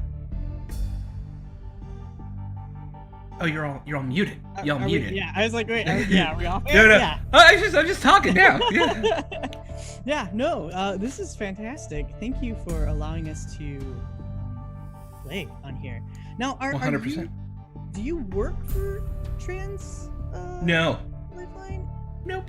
Nope. Okay, that's awesome. Yeah, I just thought it was important.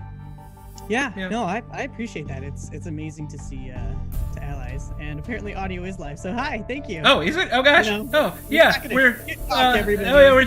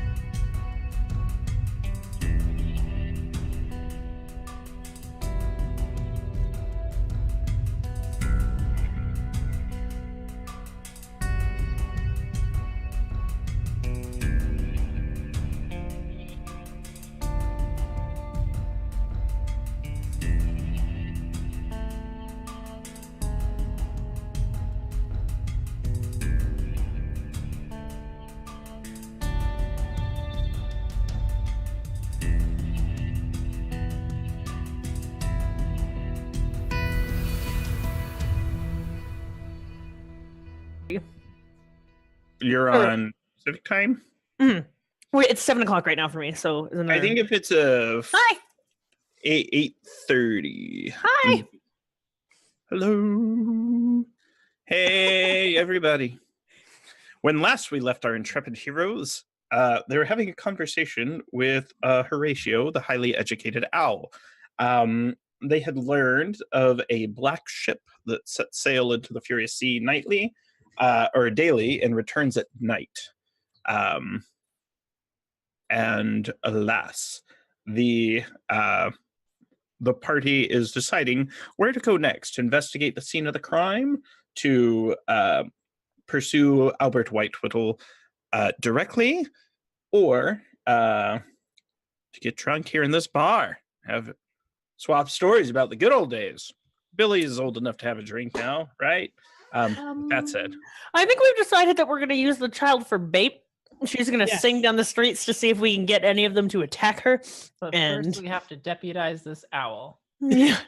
so let's talk Person about, of so Police Um, orders, please. Your badge, Calithra. I now, narrow my eyes at you for a moment and I take off my badge. you're just the assistant deputy. Right, you're the actual You deputy. can pull I'm rank. the assistant. You have rank. So this adventure came with I'm a down with short verb: arrest Albert Whitewhittle. So that is what the party's goal is to accomplish. So if using Billy as bait leads to that, you might want to advocate harder for that plan. If not, there's others. Now you might be able to learn more cultists, monsters, shadowlings, sea creatures, etc. out to capture the child. But it's up to you as a party. I mean, my thought on it is to have brave Billy. Pardon Brave Billy. me for a moment, Billy, and mind link, Calithra again. We need to find Albert, and perhaps the best way to do so is to send Billy back to where he saw him flee. We can do both plans at the same time. I thought in our most basic training, we know that nobody returns to the scene of the crime. Oh, well, you may have missed that day, but the chances of a culprit returning to the scene of the crime are exponential, especially mere hours afterwards. So it suggests that we head back. Aloysius hoots at Alexandra. Not to mention, there's often evidence at the scene of a crime pointing to where he might have gone. That's the voice. That's the cat from The Rescuers. Oh yeah. Oh man, dating yourself so hard. Now I need to watch that. no. movie. I haven't watched that in forever. Mm-hmm. What is Hey, That's it. Rescuers party right after stream. Be brave, little one. No, we're not going to sing the sad song from The Rescuers. I look at you a little disappointed, but not able to deny your logic, as Calithra really just wants to see a child running away from things and then get to kill something because it would amuse her greatly. Fine. You're like the Rick from Rick and Morty of the campaign. hey, Billy! Calithra and Billy. Billy, run through those streets. Ah! I don't know, Calithra. And that's how you make evil work in a campaign. You suggest terrible things, but you go along with the party. I just roll my eyes and look back at the owl and say, so have you read Choswich's Defense of Deontological Ethics? I don't know how to read. I'm just an owl. I would like to mind link with Alexandria and fill her in on our incredibly smart, completely sound, and logical plan. Can The owl says we wait. should go back to the scene of the crime. Let's go. Calithra nods. After you, deputy, I say, looking to Billy. Oh, me first. Oh. And I toss my broom over my back. Officers always go last. We get the best food too. Aloysius perch on Billy's broom. Yes. Be Billy's sidekick. Yeah, he does that. In fact, he walks over there with like that walk that only owls can do. Yeah. He's on- Yeah. yeah. Aloysius, I'm gonna have to play in every campaign now. Yeah. Brilliant. Pretty kick-ass love it. character. I love it. If we don't get an owl in the next, But he has the little police helmet, right? Like he's a little. Yeah, I prestidigitation him in the little police helmet and put it Yes. All right. Sworn in. First day on the job. So I just okay. So to where? To the docks or to the? 2 blocks north, you go to the scene of the crime. Oh, so we're going back to the scene. Oh, well, okay, Yes, please take us back to where you saw everything go down. okay. I will lead them to the point in which I viewed the scene of the crime. Okay. And as you take them there, there is an orb of radiant light floating in the sky. There is this extravagant shrine that has been desecrated, depicting some of the most beautiful creatures you've ever laid your eyes on. This was a dark elven shrine of love that was donated to the town, crafted by the great drow artist whose name is Summerhild Erebos.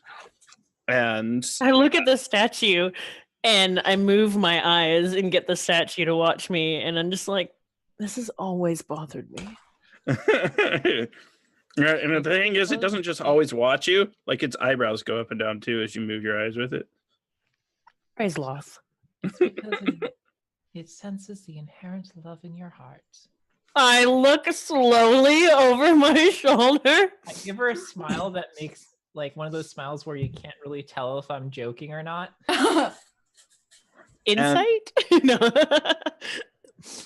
I would like to leave this conversation. I would take a look at the scene with my own. Yeah, and Tick and Toctimus Prime are there.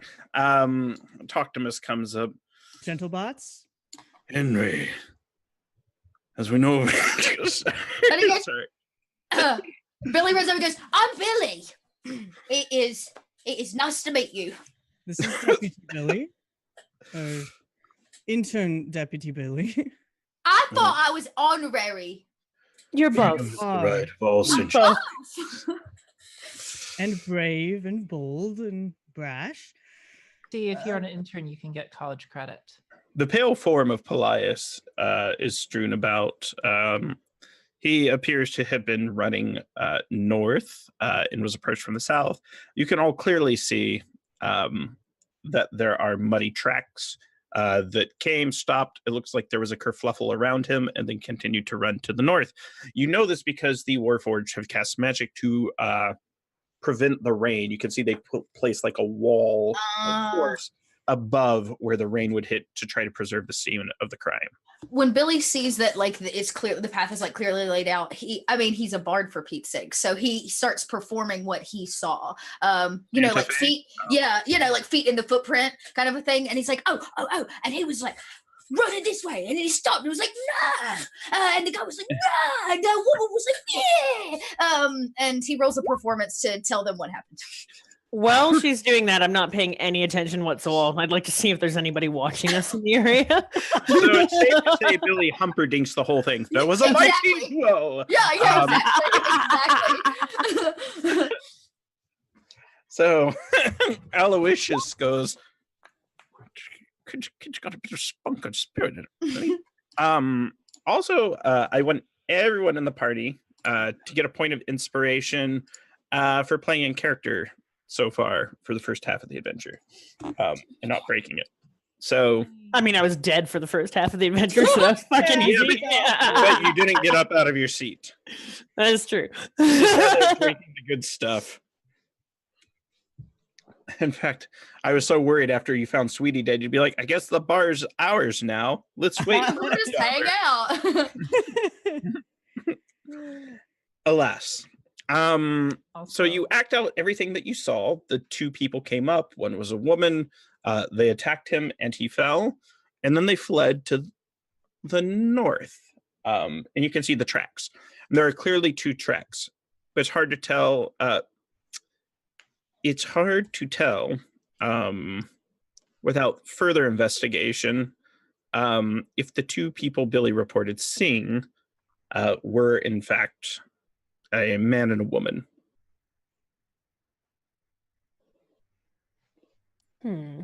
While he's doing this performance, I would like to have been.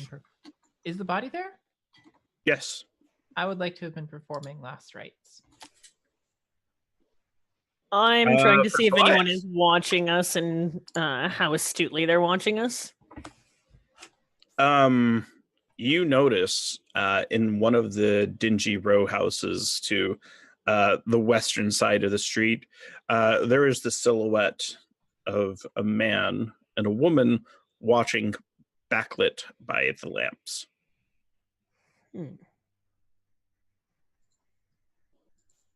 You there, come here. Well, they're up on the second floor.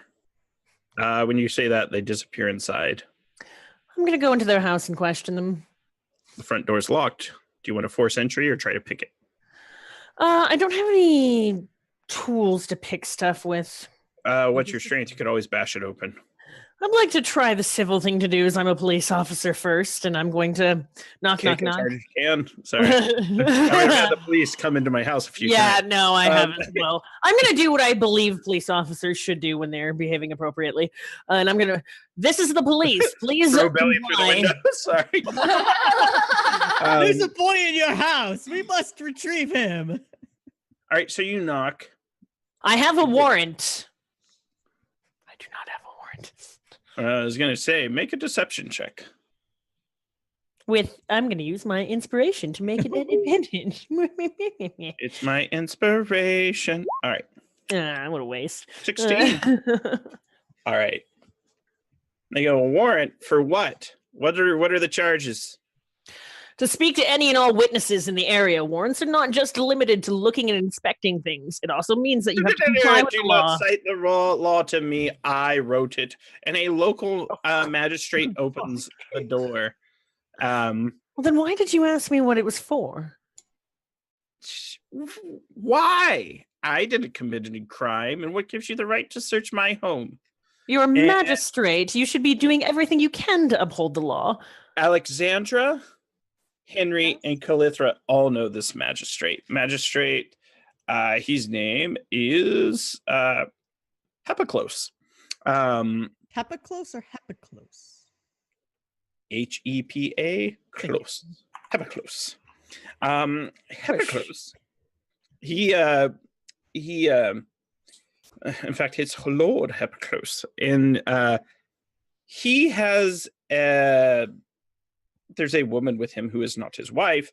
Alexandra knows this because he attends the Church of the Raven Mother with his wife.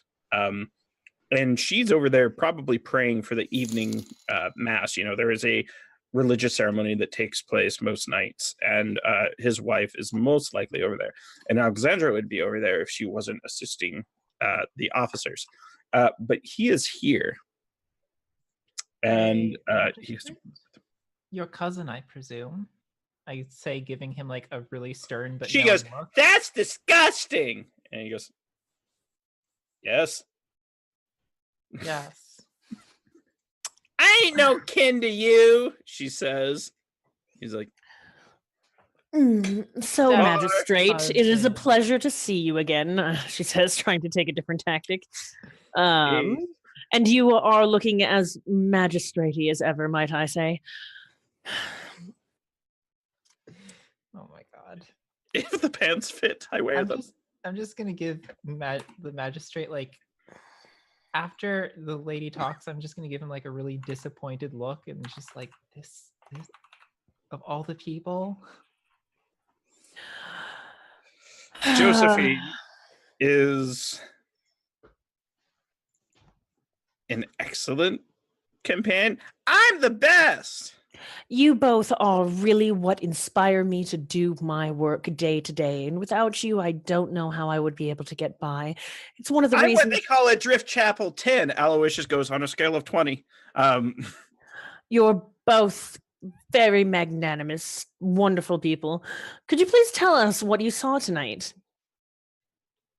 Okay. We saw that boy right there.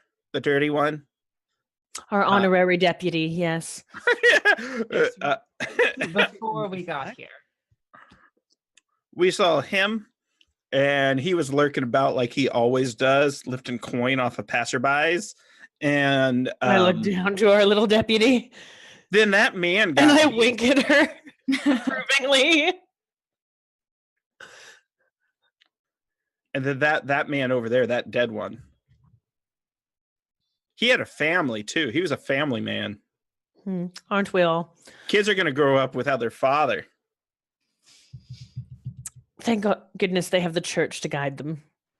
I grew up with my father and I turned out fine. Look at me. She looks at you up and down. She's like, ugh. Did you see anyone matching this description? And I point to my other deputy because I don't remember the description. Describe.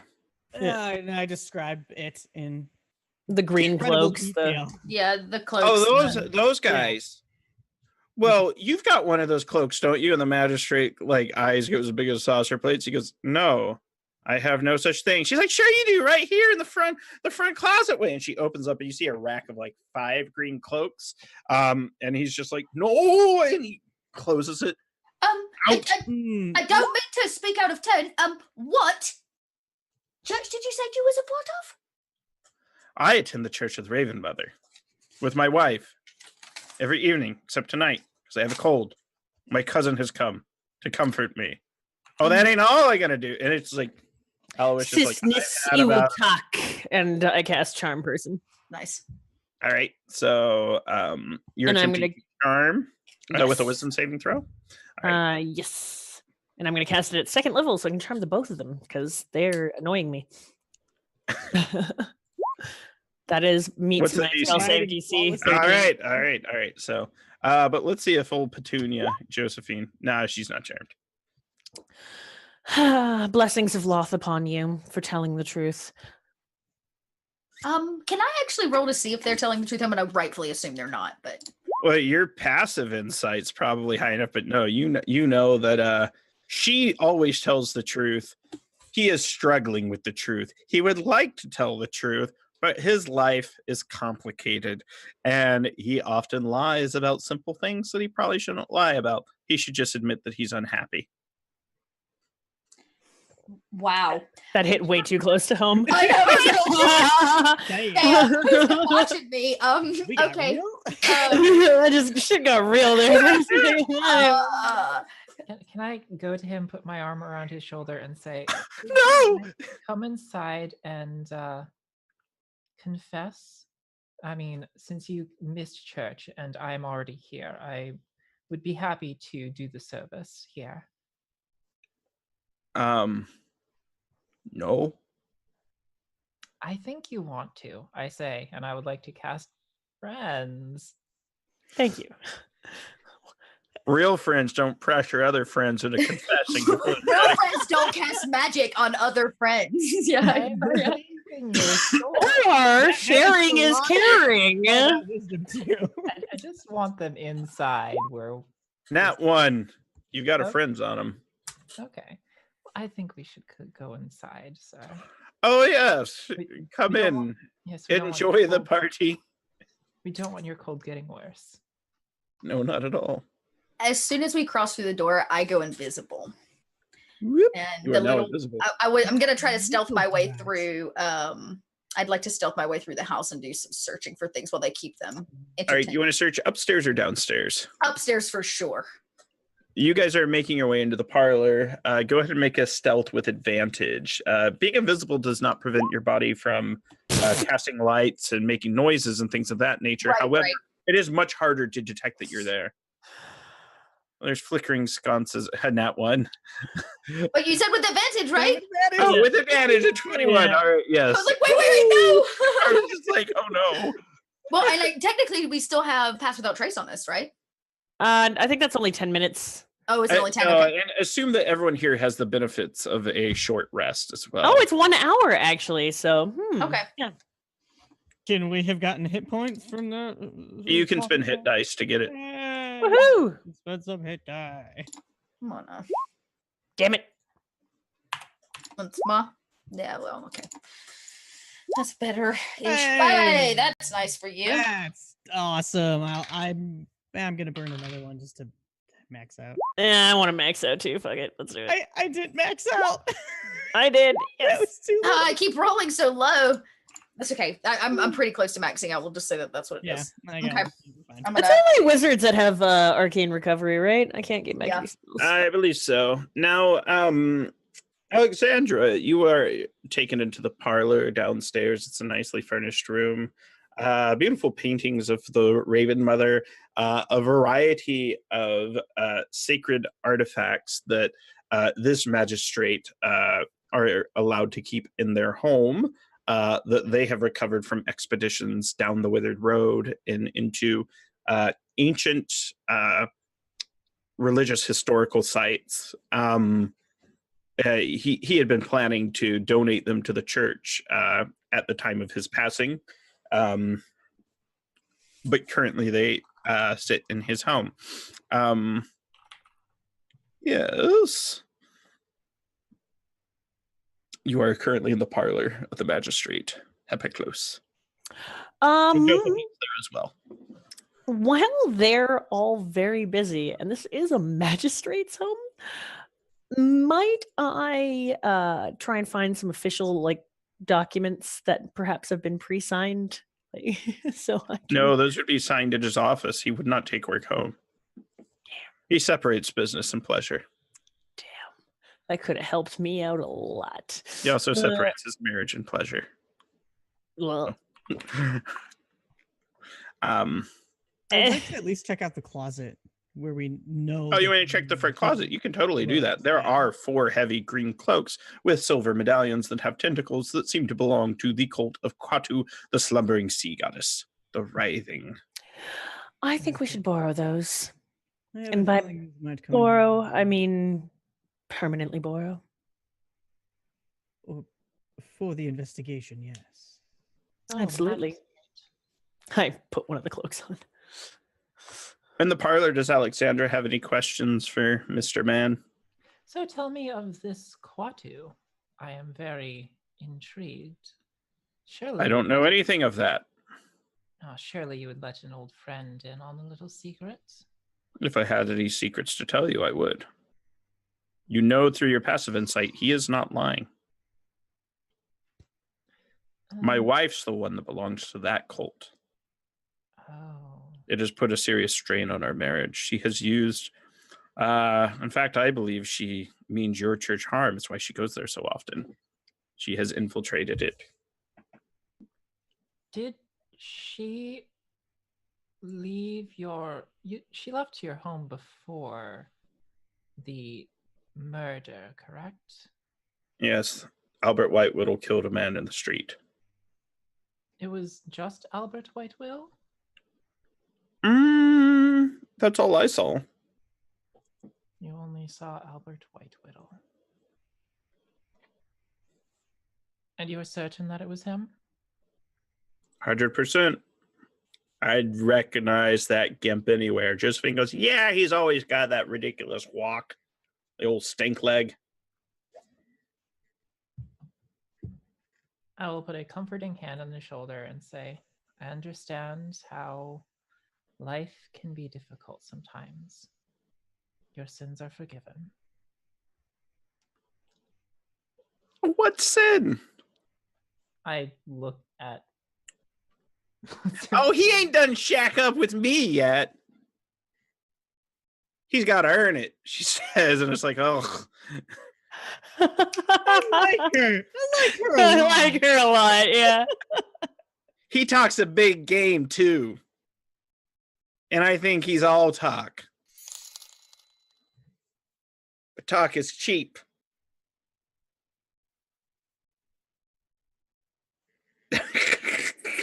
This is my character doing It's that? like, I... Aloysius is like, he just like poops spontaneously. He's like, it's what I do. I know.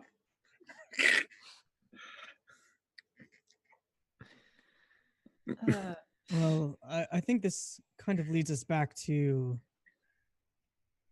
we need to go find Albert. Do you, You know, Albert has had troubles with his marriage as well. And I hear he has a woman he sees outside the Erlewhile Bog. Hmm.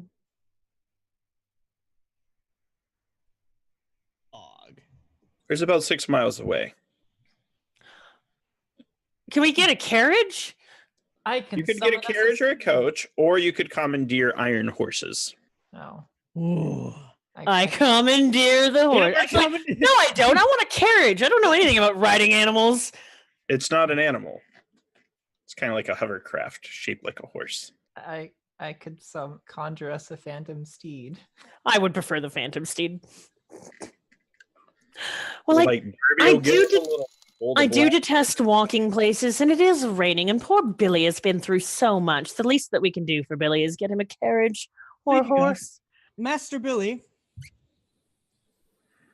Billy. Billy's upstairs, correct? It's invisible and upstairs.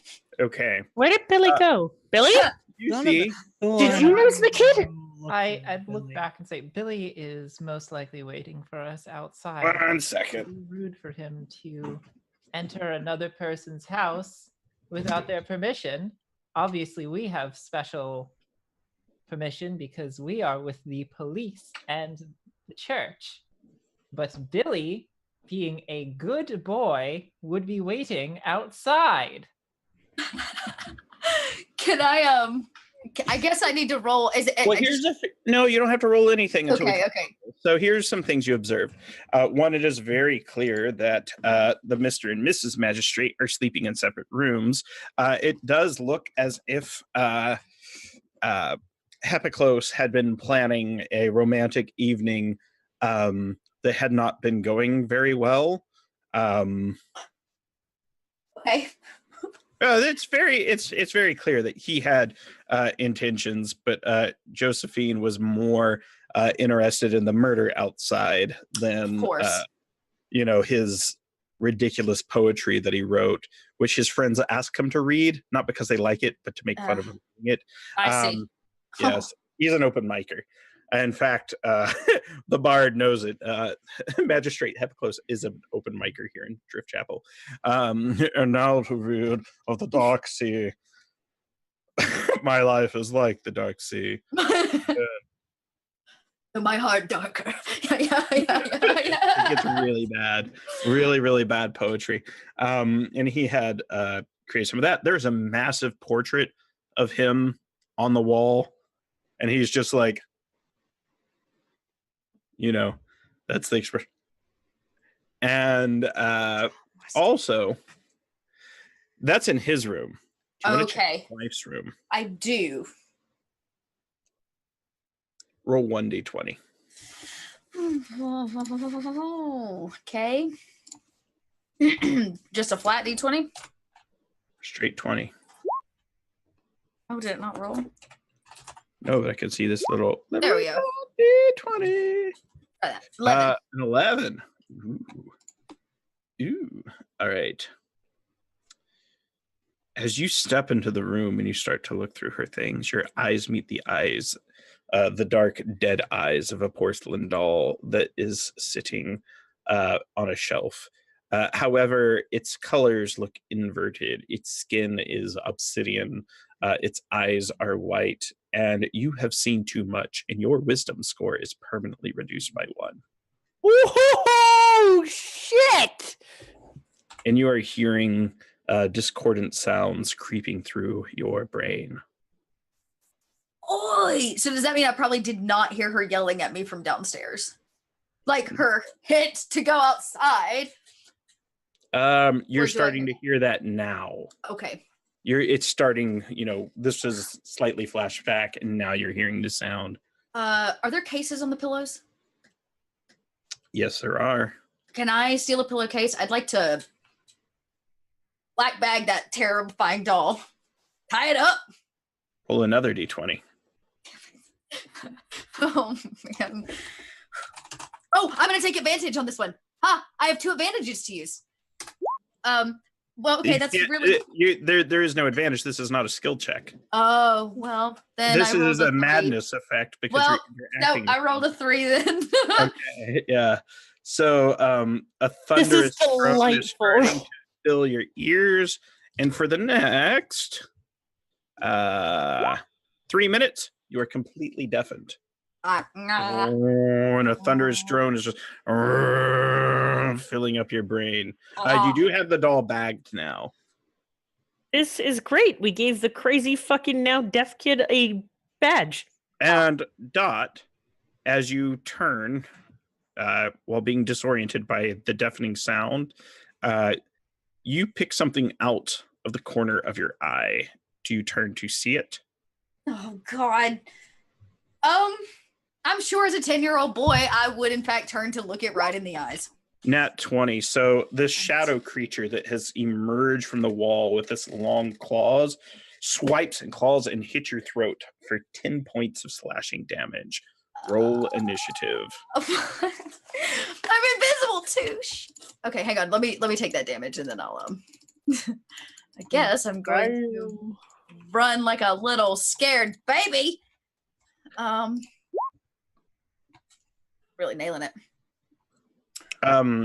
It's going first, so it's going to swing again. You're invisible, right? It I sees am. invisible though. Well, it sees me holding a bag. Oh, well, but the it item doesn't just see the bag; it also has see invisibility. So, so the shadowling goes ahead and takes another swing at you. 12. No, it doesn't hit. All right, you dodge. What do you do? Oh, okay. I'm guessing I'll take an attack of opportunity if I bolt for the door, though. Unless you disengage. Yeah. What was concentration? Invisibility is concentration, correct? I think so.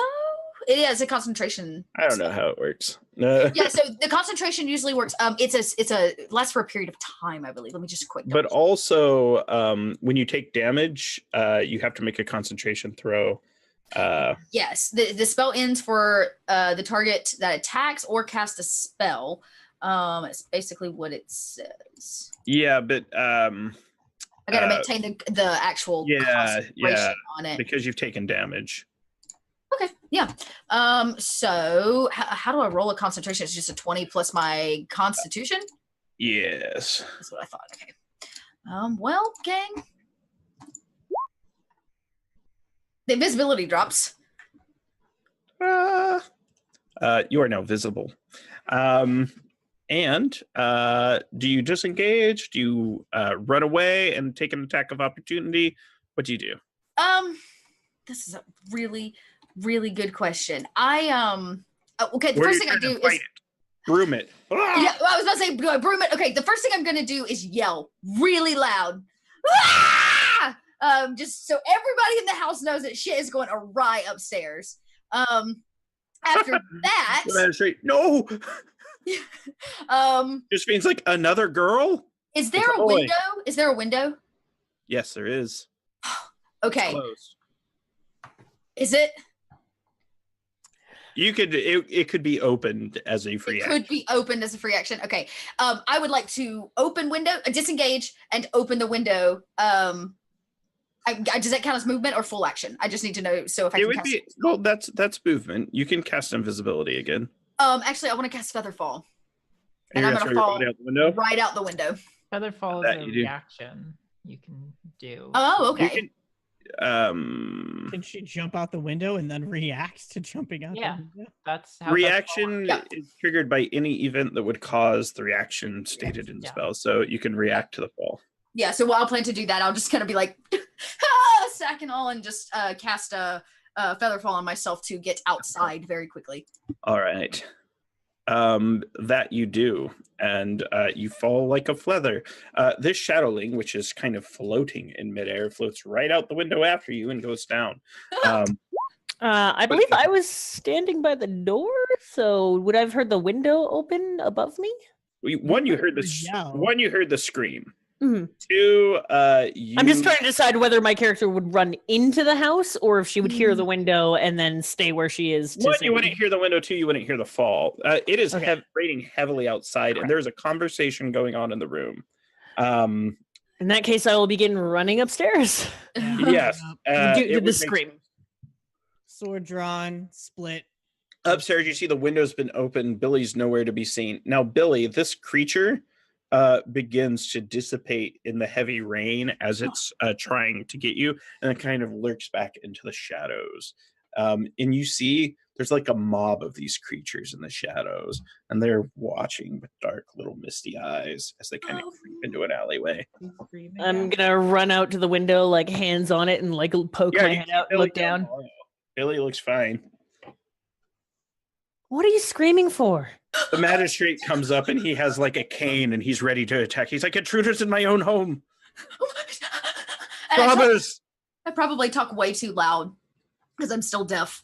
Yeah, you hear nothing. I'm like, and I'm like, guys, look at him. Hold on. I want to hear what Alexandra wants to do, then Henry wants to do yeah. it. Henry had drawn weapons. Oh,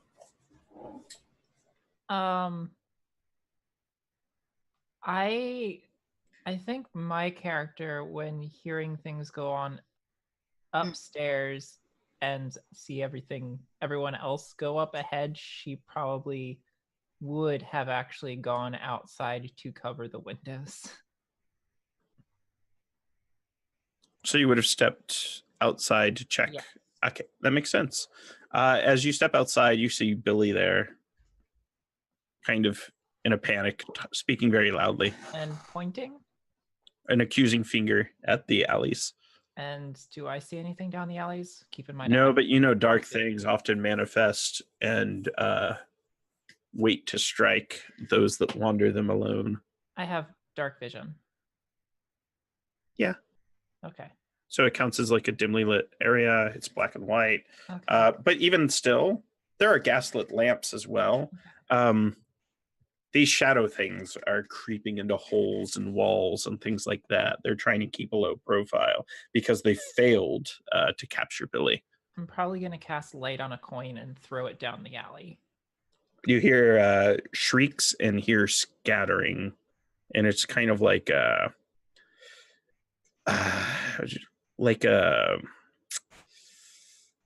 suction, kind of like a, kind of like a wisp away. Well, that's terrifying. what? That's all you got, Billy. Can I cast less? Like, well, I guess I don't know that Billy's deafened yet. Make a medicine check with Medicine. advantage. Medicine. Billy speaks loudly, but typically not this loudly. And I am certain Billy at some point would be like, I can't hear a blasted thing. Exactly. What'd you say? Do you see them monsters? Yeah, I got 14. Yeah, you're pretty sure that there's an issue with his hearing. I would like to cast Lesser Restoration.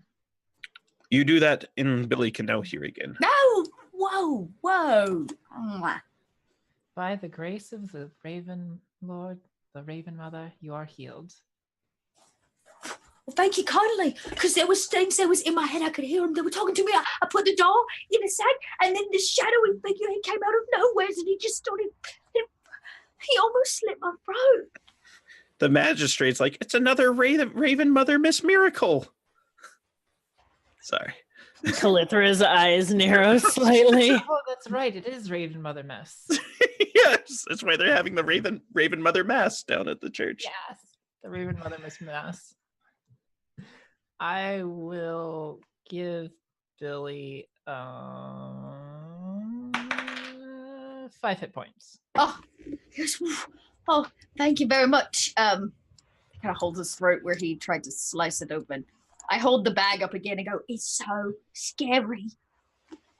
So what you're saying is you found a doll and it made you go deaf and then something attacked you. I start saying mean things in my brain. Okay, so keep the doll in the bag, please. Can you describe it to me? It was all backwards, wrong. It was like opposite of what it should look like. I cast Detect Magic and see if I can find out the school of magic that is emanating from the bag, hopefully. You go insane because it's the madness school. Great.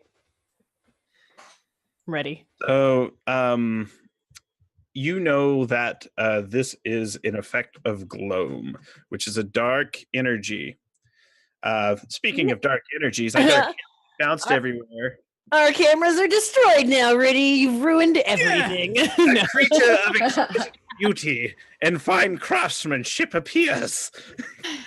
We almost died because of you. Now Rudy will play like all I'm of it. arriving just in time. Surprise! Surprise. Rock, switch the overlays. Aw. Everybody in chat, this is a perfect time to donate. Well, So those of you everything's that all always getting wanted perfect framing of my nipples, here they are. I'm afraid to look, It's honestly. a family show, Grant. How dare you? When has that ever stopped us before, dude? It's fucking never. Never ever. Never. Because that's what we are known for, the morally correct role players. That is. I mean, that's why I do it, to be morally correct. Oh, I signed up for the morally corrupt game. Oh, well, sorry, you're in the wrong spot.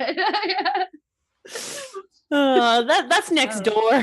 But we've got donuts. Stay for a while. Yeah, right. I do So, enjoy ladies and them. gentlemen, boys and girls, his face is currently cut off, but a wild Rudy has kind of pushed most of us out of our frames. And once Actually, all you would have to do is click on the 3 dots on your video and it says hide video, and it would probably automatically correct all of it. So you don't have to do a whole bunch of stuff. Nice to see you like now. look, don't you lolth-splain this to me, you drow. Wow. I have 8 legs that I can spread, okay? Screw with me. Brilliant. So it is nice to see you Hey! again, Rudy. So this nameless gentleman is one Rudy Rutenberg, DM's Guild adept, published author, poet, actor. He was in Argo, but he is actually a damn fine role player.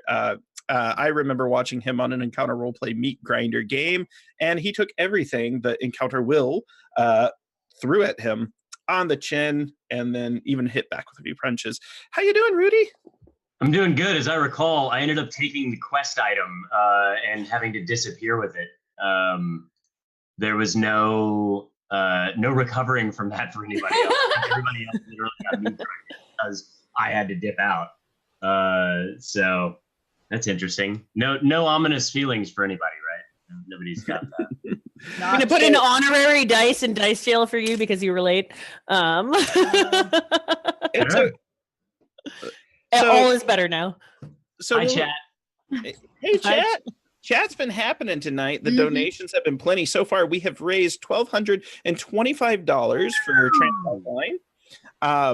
And we are having a blast here playtesting Shadows over Driftchappel by Absolute Tabletop, written by my friends Matt Click, Tim Kearney, James Kearney, several others. Let me check. Michael Baker, Matt's wife, did the proofreading. And it's currently in playtest phase. There's a Kickstarter for it. But tonight, it's all about raising money for Trans Lifeline.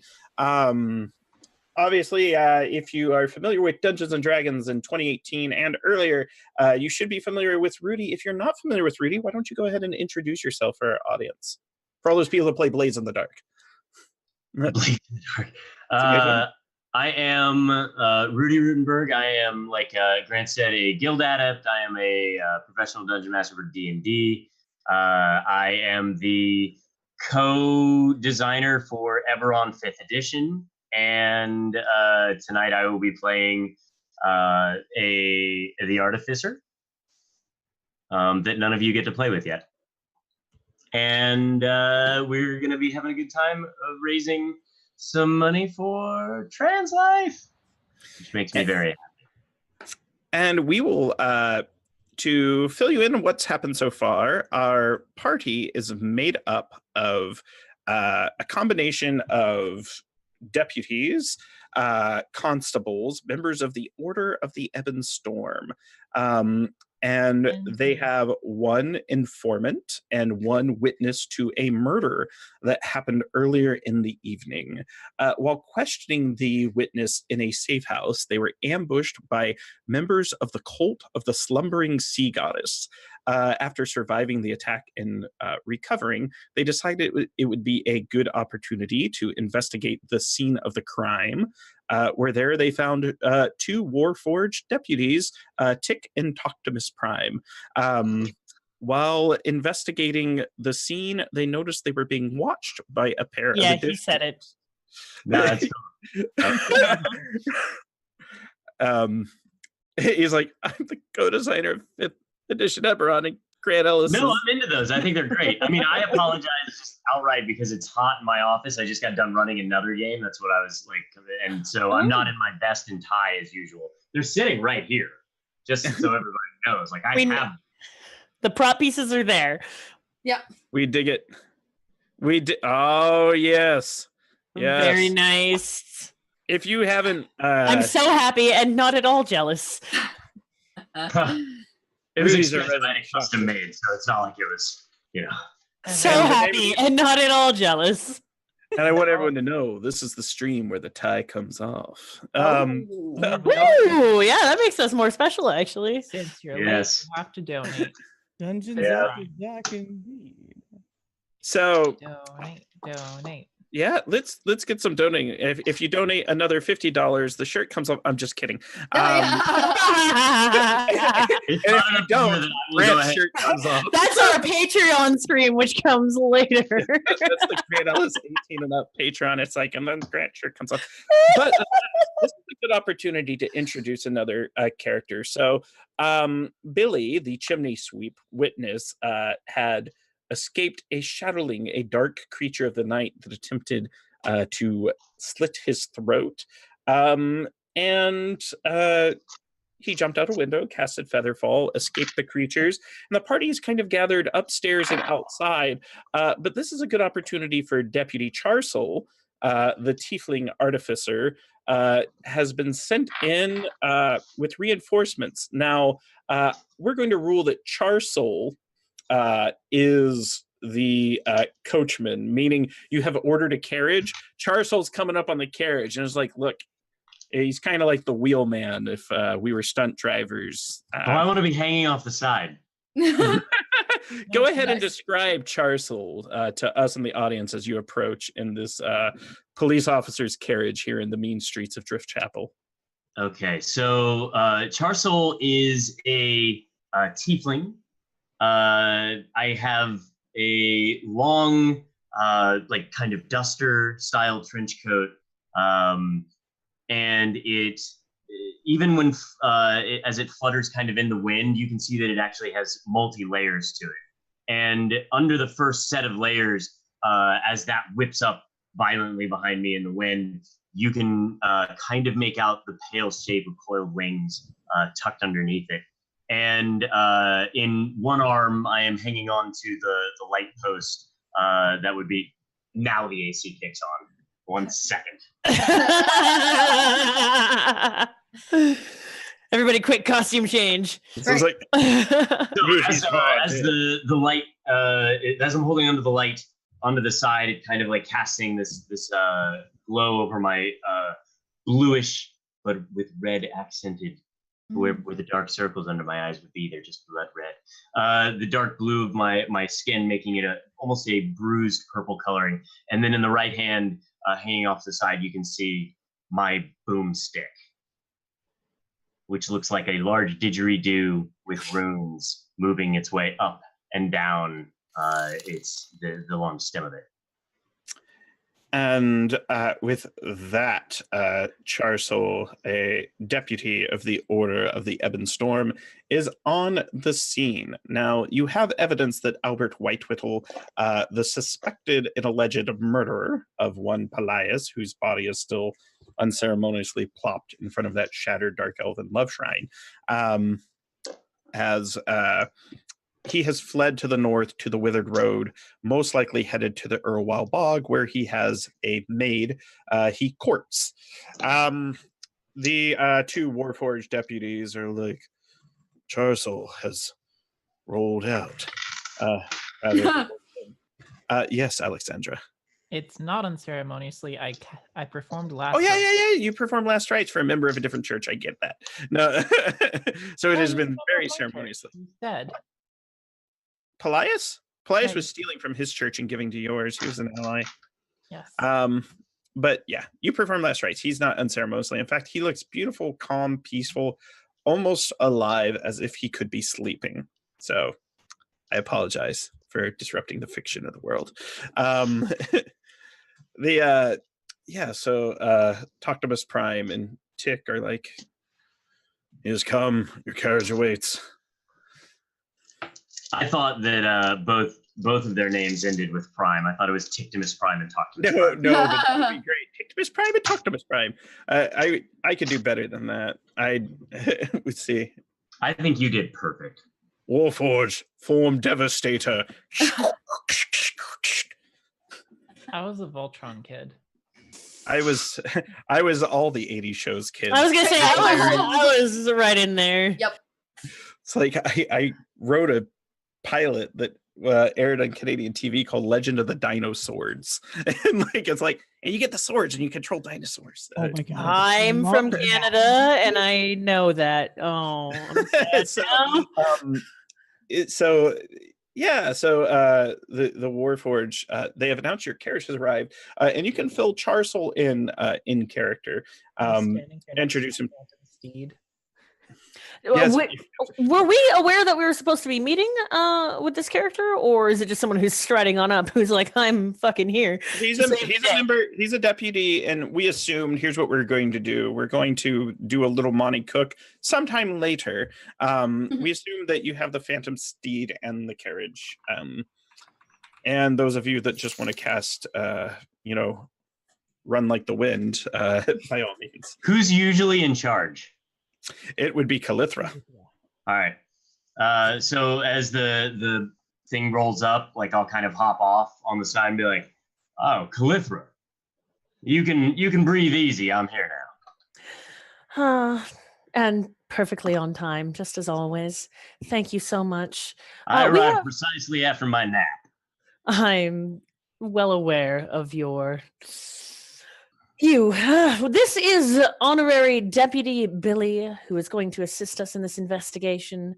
We have done an Your Honor. excellent job of dispatching some people who attacked us earlier, and there's definitely no issues with that. She kind of looks down. Sorry.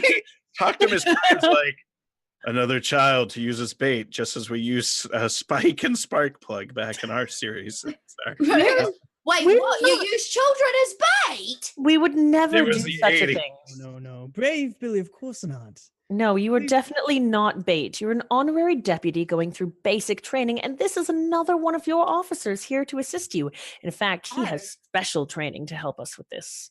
I'm a long range support, usually from the bar stool, but for tonight, I'll be closer by. Oh. I'm gonna nudge Calithra and be Mhm. like, "Why have you not introduced me?" I'm sorry. This is a cleric of the Raven Queen who is here to assist us today. And she does the like, I'm too lazy to introduce, and you both can like.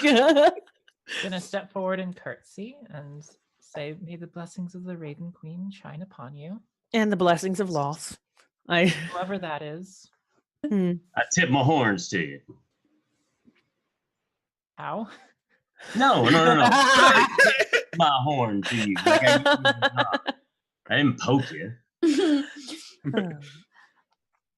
Right now, we've only gotten a bit of information. We know that the people that attacked Billy and the people that attacked people upstairs were wearing these green cloaks, which we've borrowed from the magistrate, and that our lead is taking us to the docks. And there might be a bit of a scuffle when we get there. And I know that, well, you're not afraid of anything, especially a good time. We should be on our way. So here's the Uh-huh. question. Did you want to go to the docks to investigate the cult, or did you want to pursue the direction of Albert Whitewhittle? He didn't go to the docks. He went to see his lady. I believe we should be following Honorary Deputy Billy.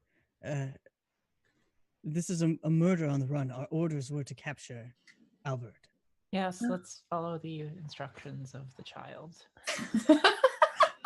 The small child. Praise lost glory to the Queen of Spiders. This is going to be a long night. She does that for some reason I don't understand.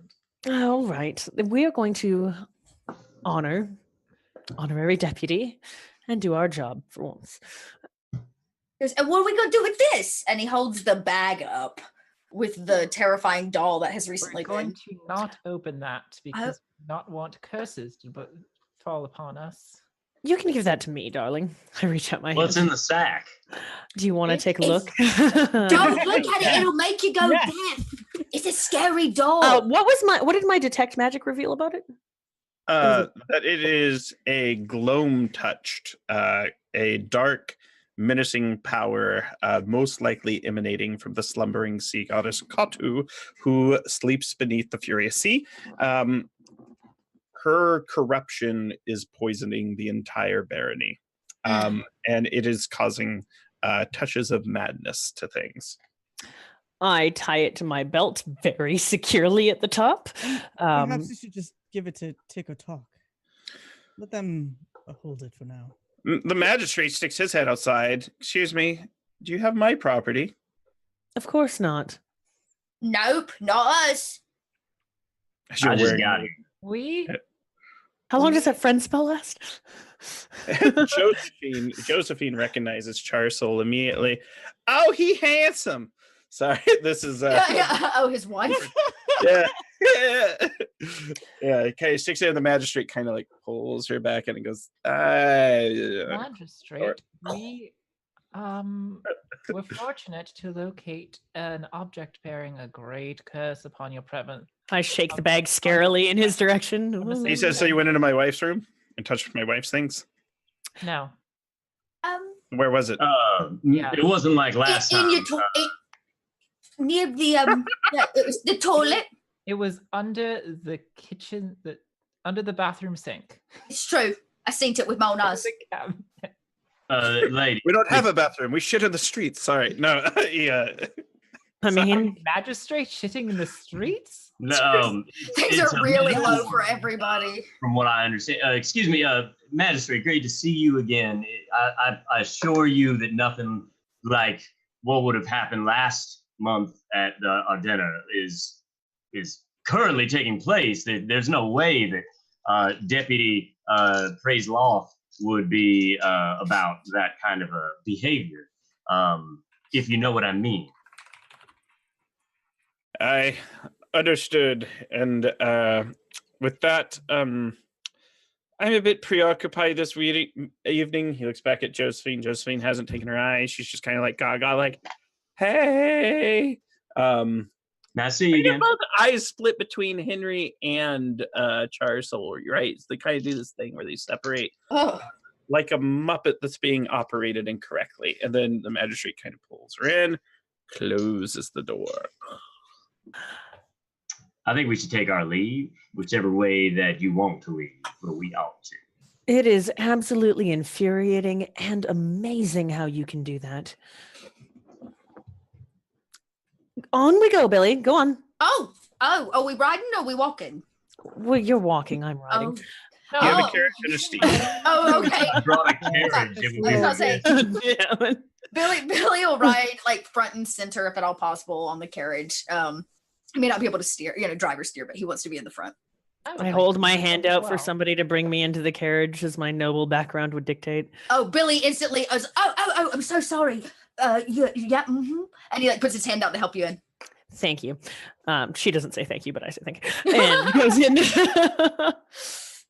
Now, I have a question. Did the group decide, are you going towards... We're going to do our job. We're going to go Okay. after Yeah. the guy. Yeah. Well, and there's some police officers that say, And not go and fuck with dark magic at the over ocean. large and cold, It'll which is why probably there's be no wrong floating answers. around anyways. So Yeah. So my question is for the coach.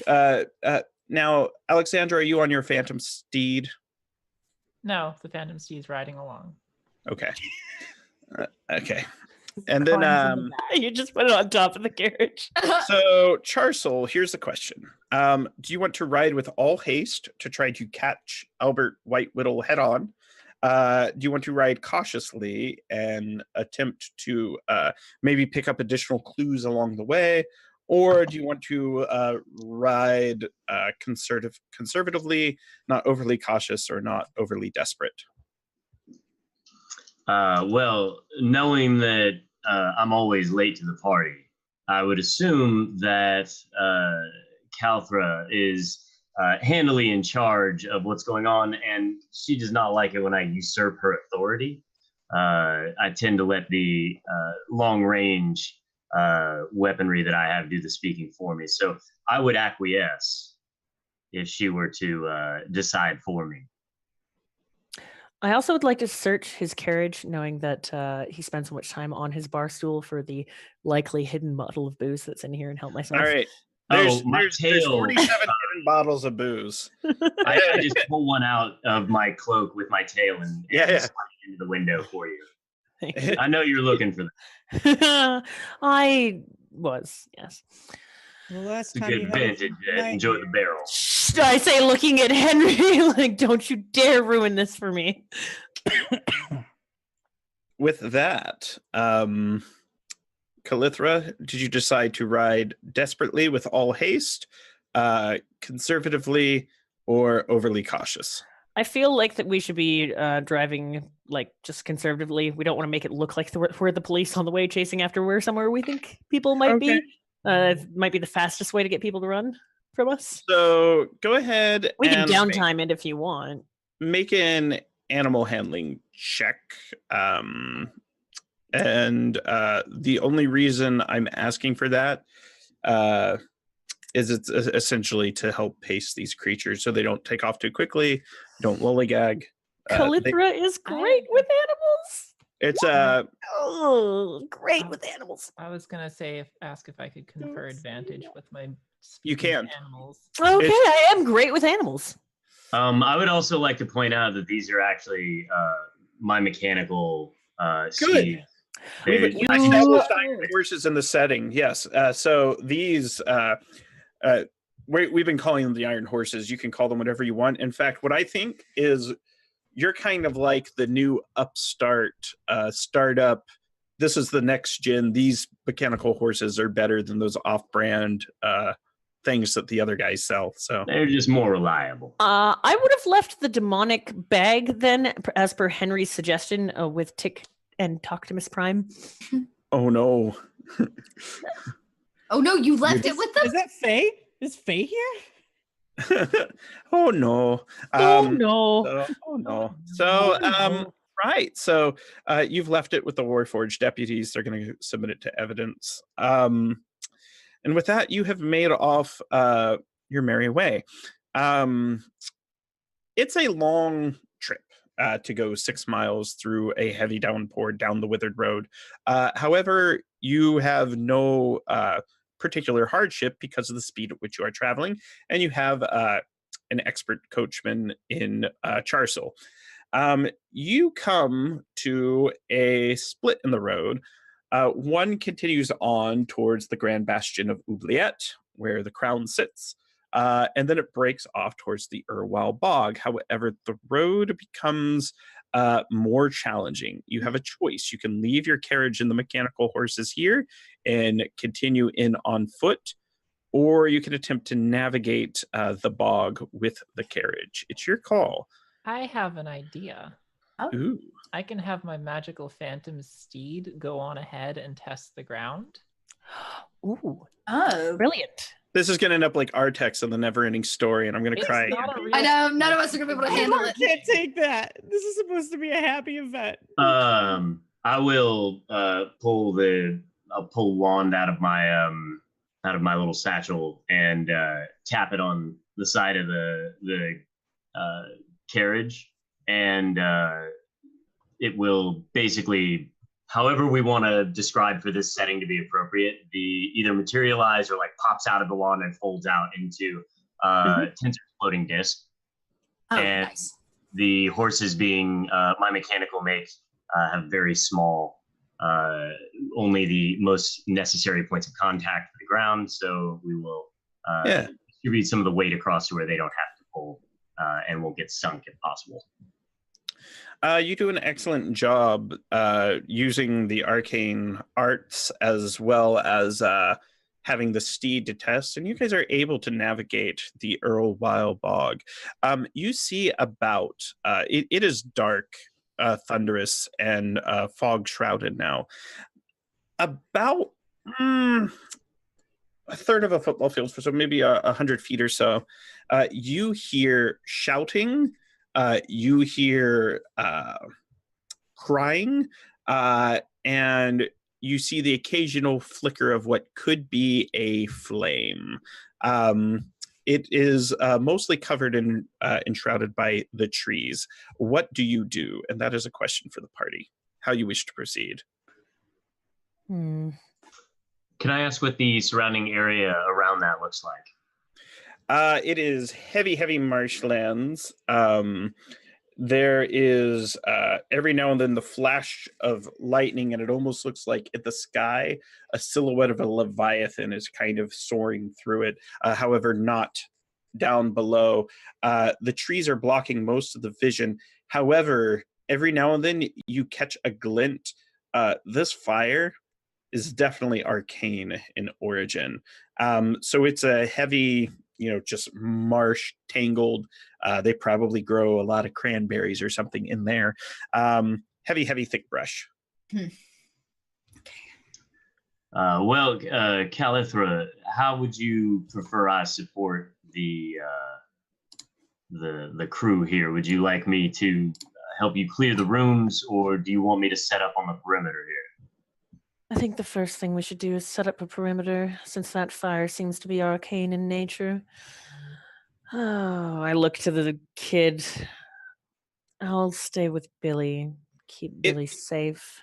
As you have entered the bog-like region, it's worth noting that it feels like almost now the rain is starting to fall in reverse towards the sky instead of down towards the ground. Can I make an Arcana check? Yeah.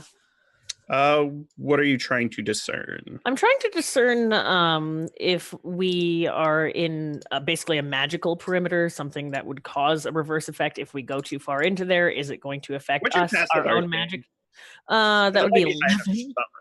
That's high enough to know. Being a deputy, this is most likely a gloam effect. Just this sort of overall maddening magic that has corrupted the land. And is it likely to seep into us the same way that the doll's magic seeped into us then, or can we traverse 100%. this?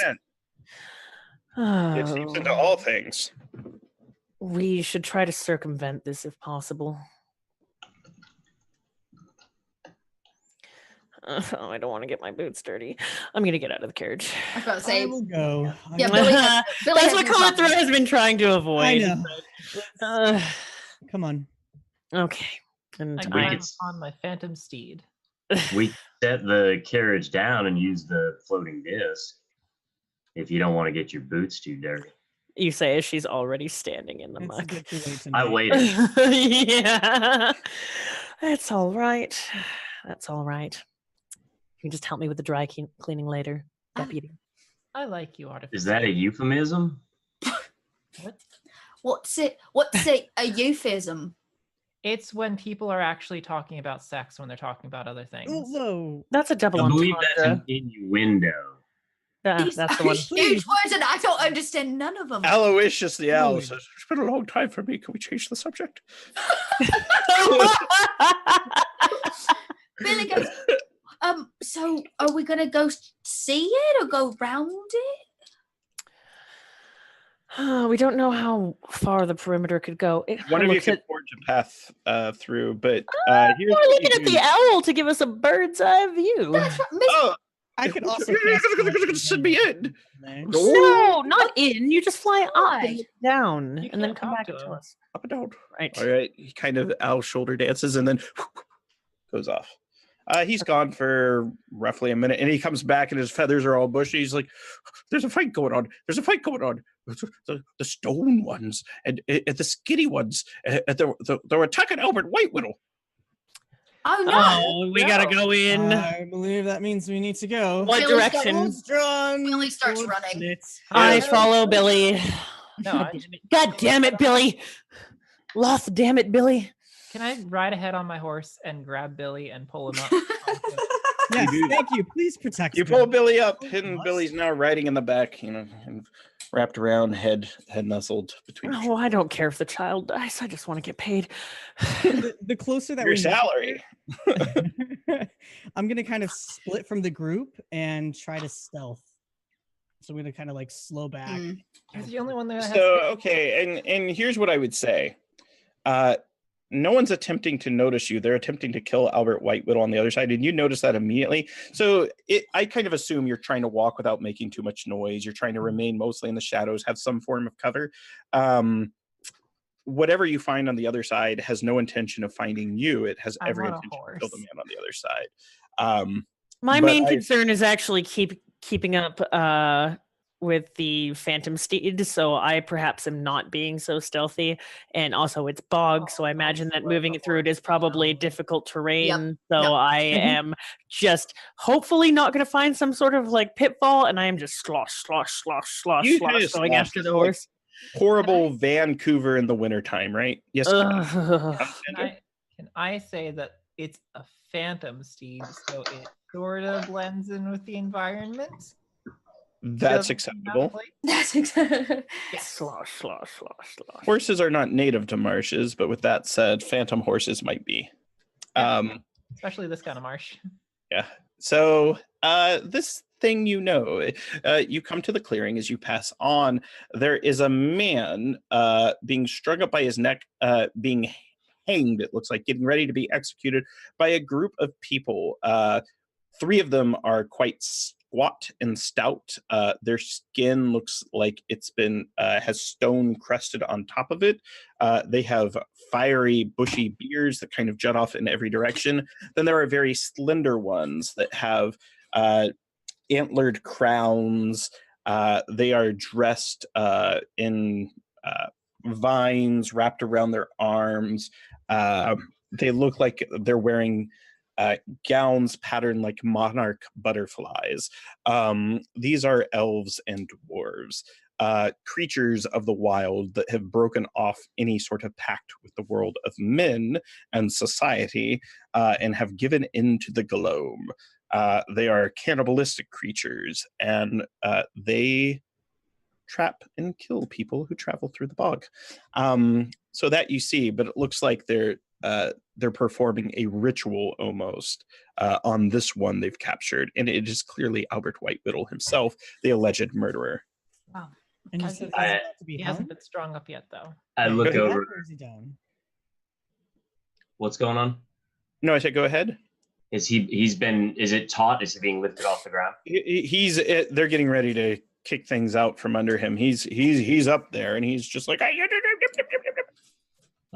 Oh, Calithra's pretty stupid, so I'm gonna go and say this. Stop! In the name of the police, halt! what does Charsol do? Hold on, he had a question. I was going to look at Calithra and just say, may I? Oh, go ahead. Yes, retcon Okay. it back. Yeah. I hope he goes, stop in the name of the police. No, No, go ahead. no, I'd love that. I don't care. Go ahead. I mean, either way, like, roll for story. So I would drop down to one knee and use my sharpshooter feet, putting my hand on the back of my boomstick, powering it up, and then just the boom, and I would try to shoot the rope. That would I'm be going to assume that, yeah, I mean, you 10 or higher, right? So go ahead and make a roll. I was gonna shoot that rope. that is going to be a 13. Well, that's high enough. That's 10. So the rope breaks, and he kind of, whoa, and now he's wiggling around up there, and the elves and dwarves look kind of confused, and they're kind of looking around for you guys. They don't seem to see you right away. Let's go ahead and roll initiative, and then your group will get a surprise round against this group. Nice. Dirty 20. 16. That's +5, so 11. Yay. What's Billy's? 16. What is Calithra's? 14. What is Alexandra's? Dirty 20. What is Charsol's? Hey. And these guys have a always typo. An 18. Dun dun dun. So they are going to go first. However, you all get a free action in the surprise round. Actually, Alexandra goes first, and then the baddies, then everyone else. But everyone gets to do something before they go, since they don't know you're there I have a question. or where you're. Yes. How grouped up are they? Not particularly grouped up. So your guess is, even though there's 7 of them, if you were doing, like, say, a 20-foot area of effect spell, you'd probably hit about 4. Mm. More dwarves than elves. The elves are more strewn about. Okay. I'll create bonfire on one of them that's further away from me, so that they look away from us. And they need to make a dexterity saving throw? Yes, DC 14. Oh, for dwarf. Dwarves. Dwarf. They don't make it. They take damage. 2d8. You're a 2d8. Yes. Yep. 6 plus an 8 is 14. All right, you do that thing, and they take 14 points of damage. That's a lot for that dwarf to take. All right, Billy, you're up. Okay. Billy takes his free action and casts Fairy Fire on the largest clump of them. So they do get that dex save. So yeah, that's a 20-foot cube. You're going to be able to hit 4 of them with that. Let's see how they do dex-wise. 15? 15 meets. All right. So it does not take effect on them. However, good attempt. And Calithra. Dumb. And she takes out that holy water, spraying it, and looking at her companions, casts Bless. Praise Loth. Glory to the Queen of Spiders.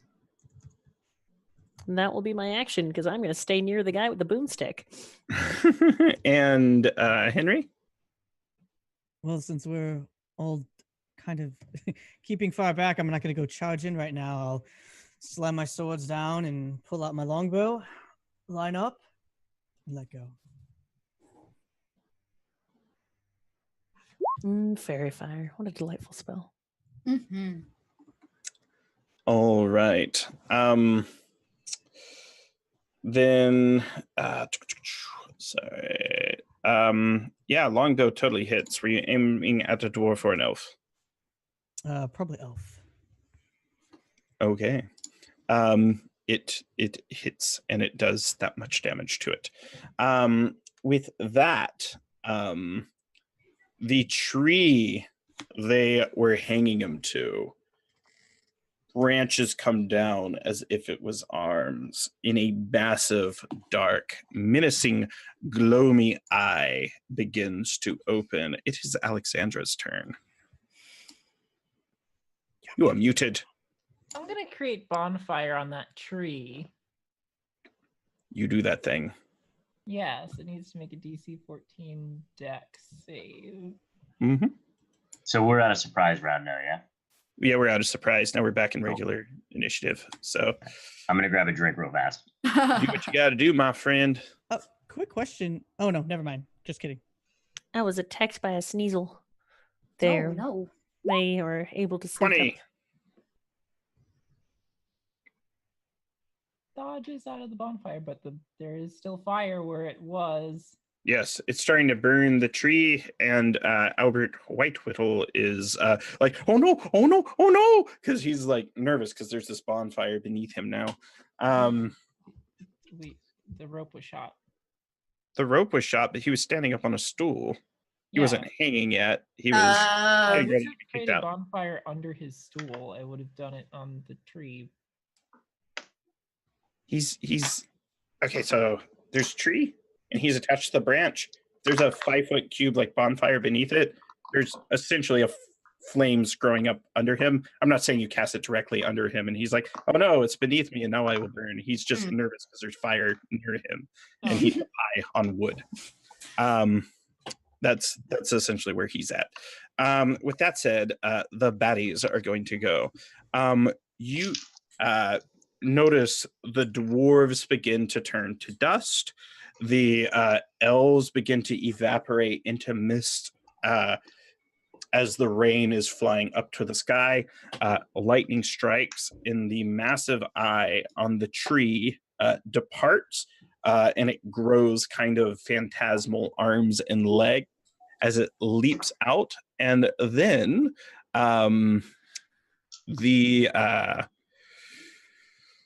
I need Alexandra to make a Constitution saving throw DC 13. Okay. I'm You are right? blessed, and yeah. Nice. The 3 people closest to me would have been blessed because I believe I can only give 3 people with bless. At first level, yeah. Yeah. And I am Who's casting that it up? first level. That Would have been you next to me. I imagine Kika and Billy because I know Henry can do stuff. So Yeah, sorry, it's buddy. nice to be around Yeah. everybody 22. separated. You take 16 points of psychic damage. What? Glad I didn't Wait. fail that. No, Yes. you didn't fail your save. Sorry, I misread. It takes 0 points of damage. Yeah. Sorry, there was some confusing text. At least your HP didn't drop to 0. Reading is hard. I understand. There's a lot of words. So with that said, no, you're fine. No, you take 11 points of necrotic damage. Sorry, I have 16 resistance to points. necrotic. That's good. Then you take Yes. Damn. Yes. You take 5. And with that, we move to Billy's turn. Okay. He's still hanging from the tree. Or like attached to it, or is he just on the stool? You said like He's not attached. He's on the stool, and he's nervous because there's flames below, and he just saw all these elves and dwarves that were going to murder him kind of turn to dust and start to dissipate. They're flying around, and now there's this weird eye creature lurking about. Okay. Is he bound? Hands, feet, anything else? Or is he was just free, ready to go? He doesn't need help, I guess is what I'm asking. He may. He's having a hard time getting down. His arms and legs are bound. Okay. So I will run over and use my dagger to begin freeing him. No, he feels he's going to be run through, but you do a good job, and you get over there.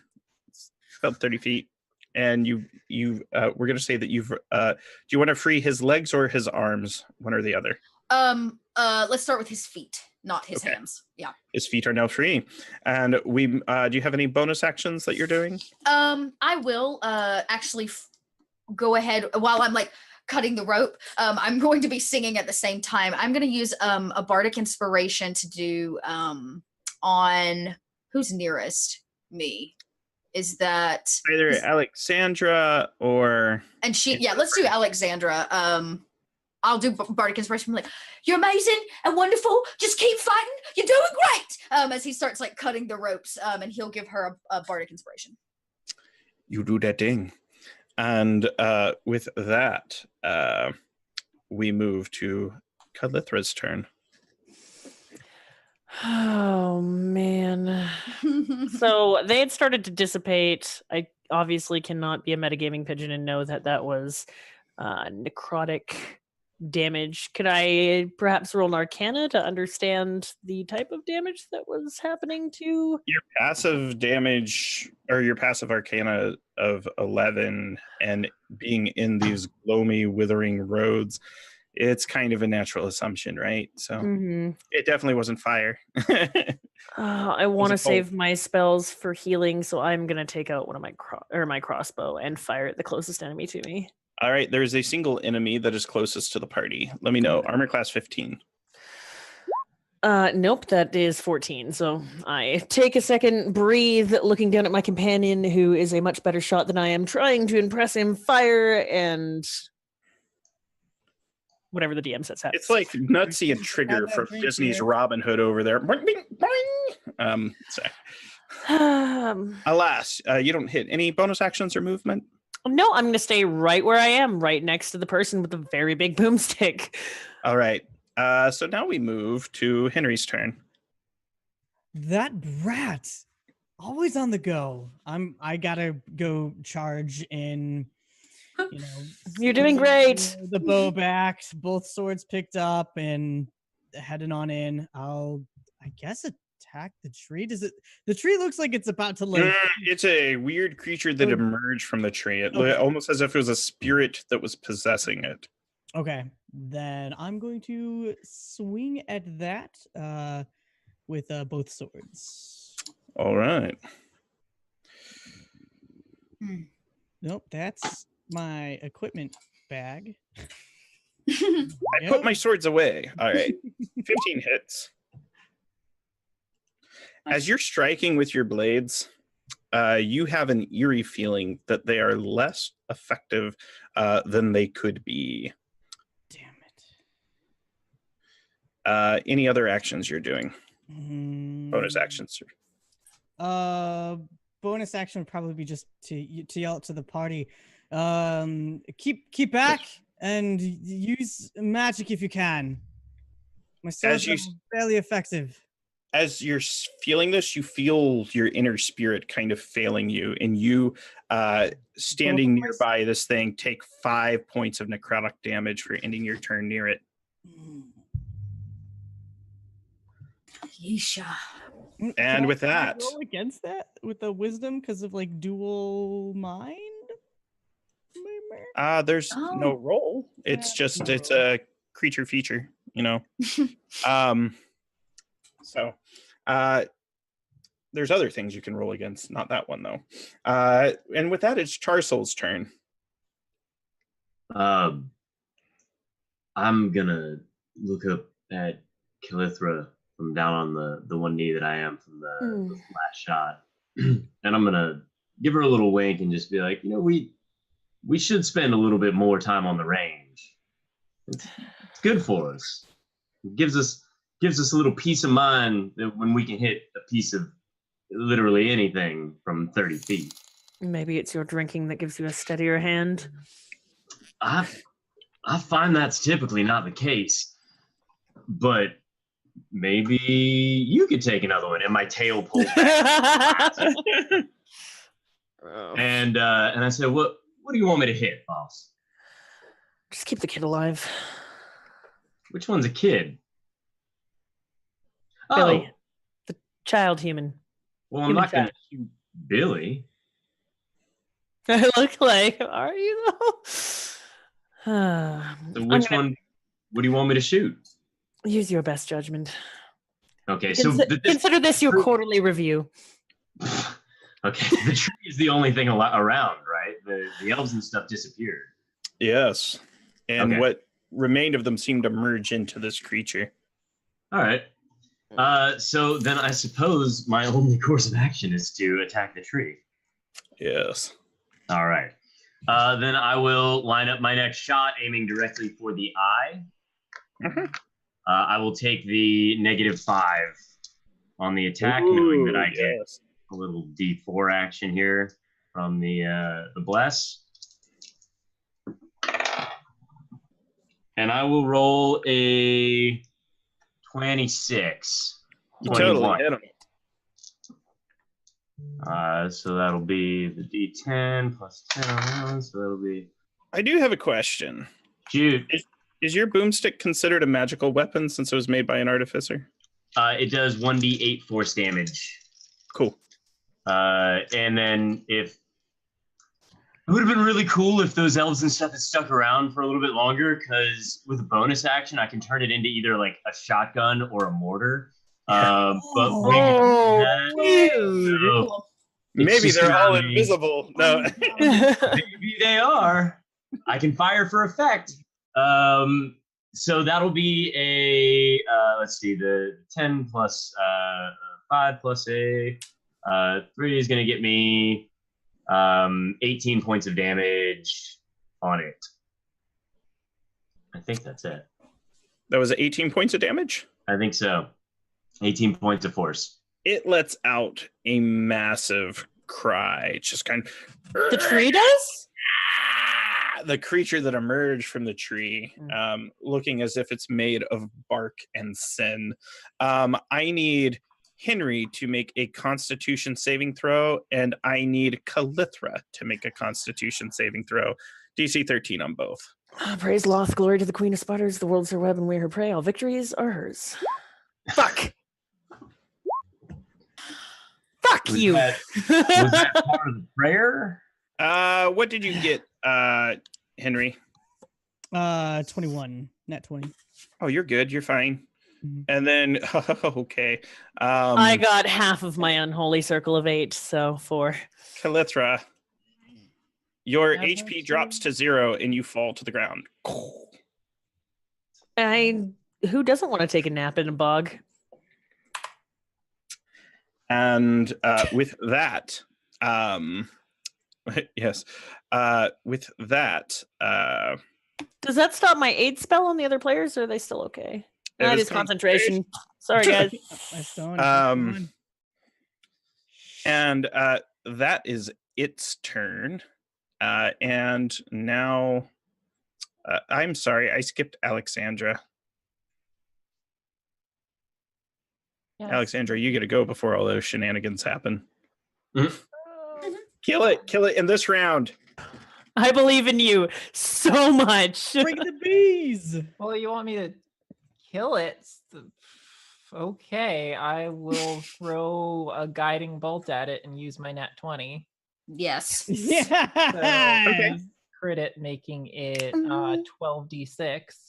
Thank you for giving her That might that do 20, it. chat. That might You're do the it. best, chat.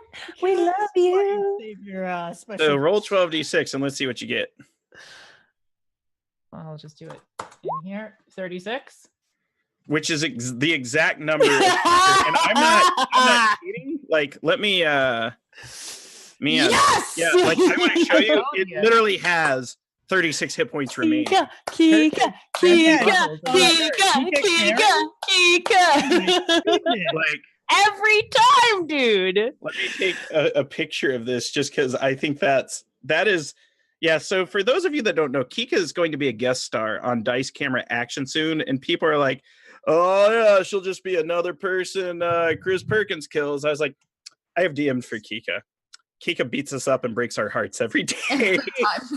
Every time. And I was like, I'm like the nerdy So, person that come out of nowhere the- and dunk. the abyssal shadowy form of the Bodok crumbles and Oh, Bodok! I don't get to describe my attack. No, describe it, please. And try not to Okay. hurt my feelings too bad. My eyes glow white as I pray to the Raven Queen, and holy energy gathers into my hand, and I just launch a beam of pure moonlight straight through the body of the Bodok, and it pierces right through the center and ignites in flame. It explodes and it's done. You have defeated my Bodok challenge. With that, Billy O'Neill has managed to release Albert Whitewhittle, who then makes 3 attacks on Billy while all this is going on. He doesn't have his hands free. Weren't you going to free them the next round? No, my plan was only to do his feet. You asked, and I only did his feet. Okay. I asked which one you did first was actually the question. Oh, I'm but if you're not sorry. freeing- Well, I mean, we can say I freed his hands if you want. No, if you did not free his hands, we are not freeing them. With that said, you have freed him. Legs. His feet, yeah. And you can tell, should you release his hands, and the good police officers assisting you might tell you, if you let his hands go, his fists are going to fly. He is under arrest. Yes, by the order of the Ebb and Storm, Albert Whittleberg. White Whittle. Arrest.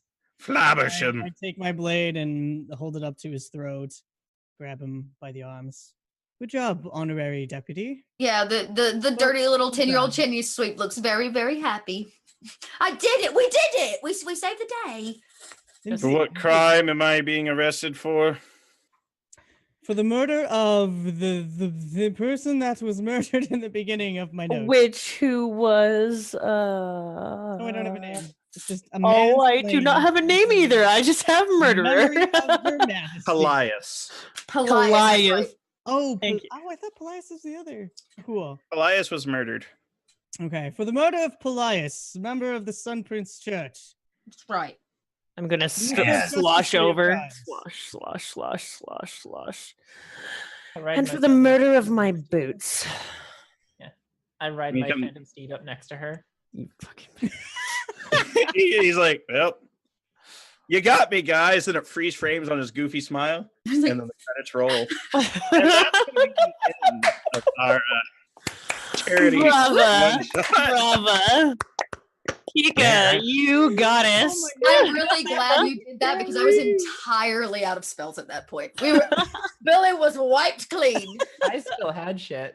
No, I was done. So I had 5 spells left that I wanted to save for healing because I was pretty sure Tiv was going to go down again. I mean, I was Henry. gonna run. I mean, my weapons aren't doing shit. Totally expecting that. Why did you do that first? I was gonna actually. Fucking heal me. I'm So- a cleric. I stand back until needed. You've So got let's plate go around to the armor. group. Say how we enjoyed our session. Now, this was a Shadows over Driftchappel playtest from Absolute Tabletop, written by Matt Click and the Tabletop Terrors.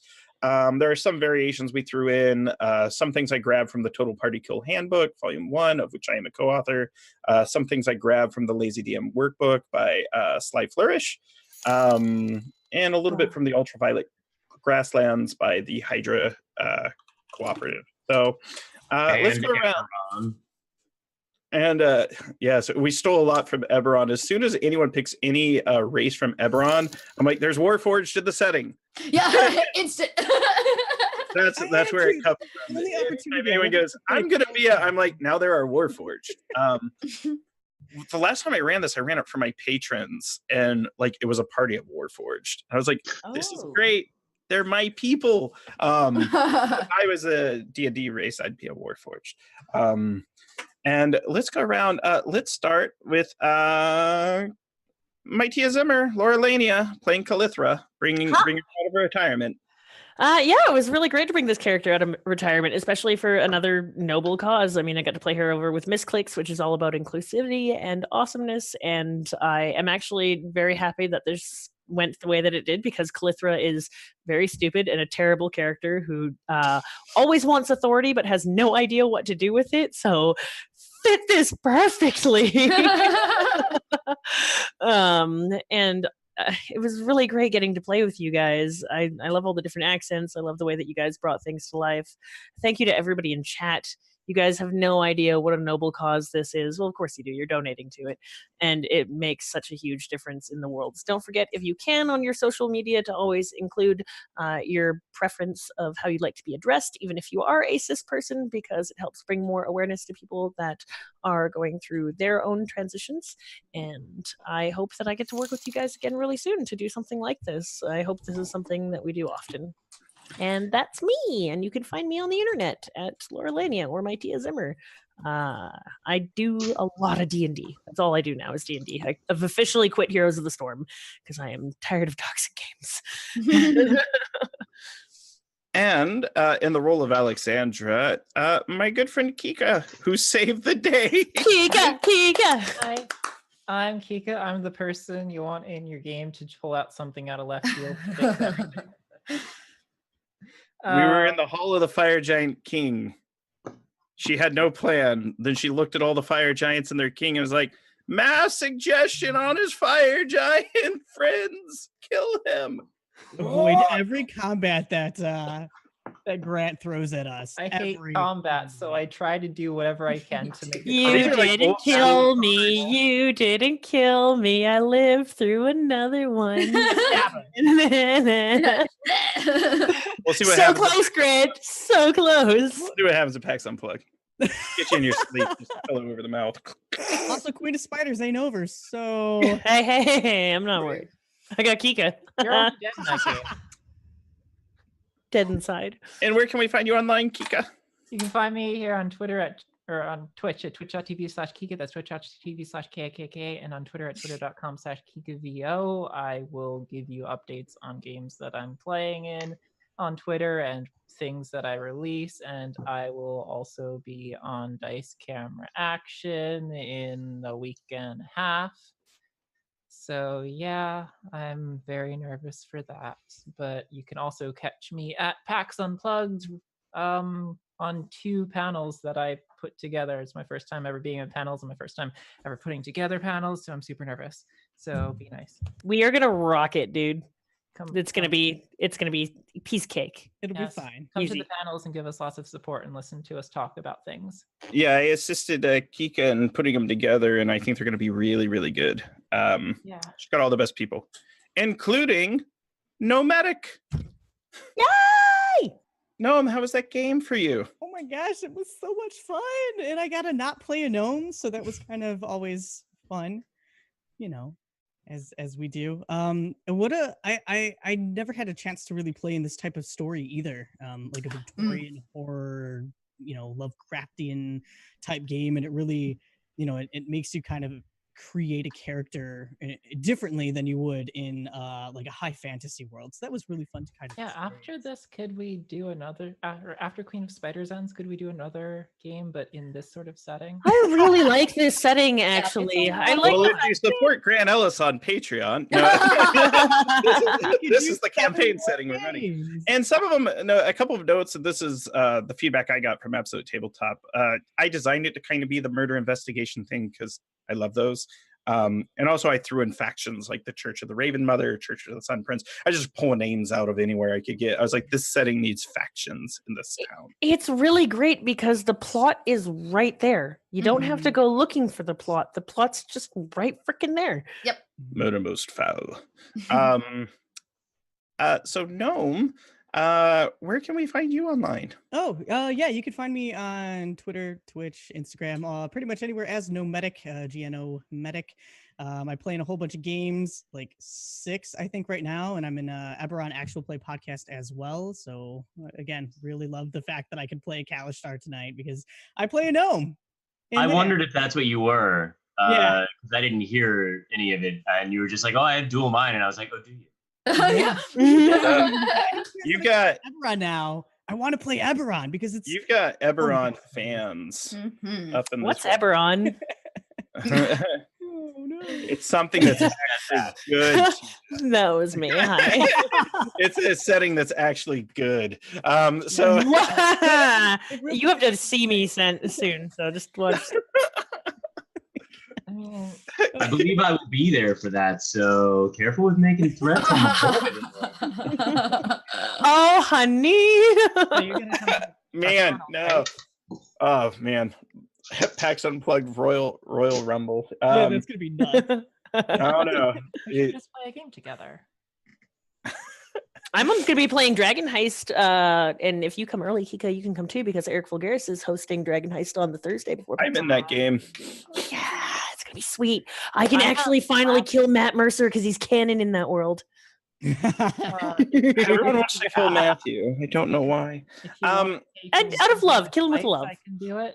So also joining us, an excellent addition to the party, helping bring the sharpshooting and a lot of the Eberron content as you know, the designer and lead or co-designer and lead on Eberron, and who has been preaching the setting for a long time, Mr. Rudy Rutenberg. How's the game for you, and where can we find you online? The game was great. It was too short, Grant. I don't know what was going on with that, but you only gave me like 30 minutes worth of game time. I feel like I got You know, this robbed. This is like Resident sleeper. this is like Let's those see what comes out. Adventure League modules where it's a series of 1 hour adventures and you just walk up and sit down and you've never played D&D before. And To be fair, it's my fault. I was running a game during the beginning of this because I thought that this was 8 p.m. PST. And That's what I figured happened, to be honest. So I was like, he probably just doesn't realize what time this is. I did not, and I completely take that as my own. We're in a transition for project managers at Maze Arcana, so we're swapping from one to the other, and this week has been a limbo. And it doesn't help that we're in pre-production for Sirens of the Realm, Inkwell Society, Anna Sedora, and we're going to be helping with a very well-known all-female stream that I don't know has been announced yet, so I'm not going to announce it. But that's you can find me on any of those things, anywhere a Satine Phoenix is sold. I am the Dungeon Master for Inkwell Society, the only official Eberron game that we've actually been running Eberron on Maze Arcana since what year are we in? 2018, so 2016, the beginning there, maybe 2015, I don't remember exactly, but that's Eberron's my deal. I freaking love that thing, and I'm so stoked that most of you know what it is. And those of you that don't might hit targets if you used anything that was in it. I know. At least I show up on time. That's fair. That's fair. You're Canadian. It would be wrong to be late. It would be rude. So time zones are the real enemy. So beyond that, you can also see me there at PAX U, hanging out with some of these fine people, assuming that they don't knife me in the back. You can hang out with us at Gamehole Con if you're going to do that, where we will also be doing a lot of stuff for Extra Life. You can pick up Eberron on the Dungeon Masters Guild if you would like to. It is it's a very good read. I will send it to you if you are in this live stream right now and have not read it yet. Can I have it? Can I have it? I will send it to everybody that has a picture on the screen right now. That is fine by me. I'll give it to Grant to disseminate. I believe that he will do it justice. That I'm working on. Free stuff. You can also find me at Rudy Woot on all of the things. That's with a T and double OOT at the end. And if anybody here uses Sirenscape or any other things where you might have Durnan around, I am the voice of Durnan, which you can see for the first time in the stream of many eyes. You can get in your Sirenscape now with all of the Waterdeep stuff. You can hear it there. It is a much deeper version of Durnan than I've had in all of the other previous things that I'm doing with him, but it is intimidating. What Ben did to my voice for that Durnan is intimidating. Nice. And I think that's pretty much going to wrap it up. I will note that this is I'm really happy that I was at least able to make the back end of this, and I wish I could have been here for the whole thing, because this is a I very... want to see more about that artificer, yo. That's like the biggest tease in the history of mankind. That's why, like, I can turn my gun into a mortar. You can what? the public story. He was late, but really, I was like, I just want him to get a taste of the artificer. Let's keep it under wraps. So I mean, tilted. I don't know what else you guys have going on, but like we're still in development on it. It may not have any of those features that we're playing with tonight, but it's this one is the Surveyor version of it. It's meant to be like kind of the MacGyver James Bond portion. There's in the current version that I've been fiddling with also has an engineer which constructs can make a construct and is kind of a little bit more armored. And then there's the academic side, the alchemist, alchemist and archivist, which you're scholastic kind of person. The gadget from Rescue Rangers. You say scholastic, and I immediately think Reading Rainbow. I know. The barber, what you could be thinking, or like the Pizza Hut, like punch the card, and get free personal pan pizza. Yeah, that's exactly. So that's kind of been the that's taken up the majority of my time lately. We also have a new supplement that's going to be coming out to support the Wayfinder's Guide to Eberron that Keith and I are putting out soon, called Morgrave's Miscellany. And there will be a new archetype that is local to Eberron coming for each one of those. And yes, somebody in chat said that I'm in Hollywood. You are on the nose. Devin, hi. No, you can't have her. She's mine. And part of what we do here in D&D is share. Thank you. Yeah. Fine. Like what I'm about to share with the next person. That the last person that just gave a Planescape Torment thing. yeah. Mhm. So the last person that donated, The best game who was ever. that? Was Tremor, I think. Mhm. I was WebDM Jim. Hang on, let Oh, me check to make sure. Head. Yeah, Davis. Jim Jim Davis doesn't yeah. gets it. count, he knows it. He gets enough free stuff. I will post the name in chat because I think it's Xerix is Mike, but I'm not 100% nice. sure. Yeah. You're an All right, well, Illustrator I have fan? Okay. I have a free torment for this one, and then I will also be giving a Siege of Dragonspear full game for the next thing that Grant is going to run on here, for his discretion of when it goes out. Ooh. Now, Dot playing Billy. Yeah. Sorry to play with you again. Yeah, always. How A was the game blast. for you? I actually really enjoyed it. I love the like darker side of things. So the Lovecraftian feel was right up my alley. And rolling dice and all that jazz. And this is my first time getting to play with Gnome, right? Like I didn't get to play with you Gnome. last week for the Queen of the Spiders game. We played way back when last year in a Oh my- game. we with did. One of my Simon, charity games, didn't and you? Grant murdered us. I remember that. Grant Oh, murdered us. I totally forgot. we I can did play. understand why you'd want to put that out of your memory then. Clearly, I have like wiped it from my subconscious because That was my But It favorite. was like a game. giant genie or something, and like we got tricked and we touched it, and then we just You died. can thank Dan Dillon and his wonderful design skills. oh yeah. I He am loves me. playing in his Midgard, and it is freaking awesome. Yeah. So, anyways, I had a blast, and it was here for just a fantastic cause, something that's near and dear to my heart because I have very important people in my life, and I'm all about charity, and the idea that our community can come together and do something like this is really just a testament, in my opinion, to all the amazingness that is out there. So thank you all that donated, and thank you all that showed up. And I'm Little Red Dot. You can find me online as little_red_dot on all the social medias and the Twitches and the Twitters. I play a ton of tabletop RPG. I'm in about 7 campaigns right now. I'm getting ready to launch my own campaign starting next week over on my channel, and I will be doing a bunch of indie games starting in the winter and into the new year. So I like playtesting other people's material. Share the love. You can also check me out in the North by Northwest podcast. And if you just want to get a taste, you can check us out in the podcast of Waterdeep because we were the very first episode. So go check that out, listen to that. And get yourself some good old D's and D's. And I'm around and about, so come chat. And I am Grant Ellis. I'm an independent content creator for tabletop role-playing games, primarily 5th edition Dungeons & Dragons and Cypher system. I am currently writing as a co-author 3 different books. 2 of them I'm allowed to say. The TPK Bestiary and the TPK Handbook Volume 2 by 2C Gaming.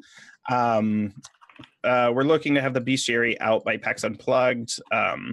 Speaking of PAX Unplugged, that should be my next convention. There's also a strong chance that I'm at TwitchCon and GameholeCon. I got an email during the game. I might need to get shipped off to Manhattan during TwitchCon. We got to see. I run 4 Invisible Sun campaigns in a shared campaign world on 4 different channels.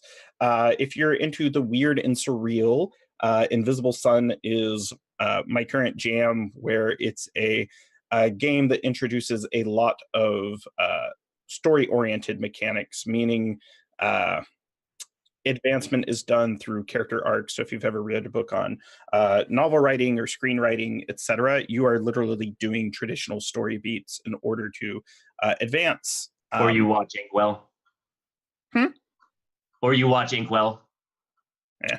That's how we do it. Yeah, and literally there's like like, here's a question though, just because I'm curious, how do you define the arc? A story arc? Well, a character arc.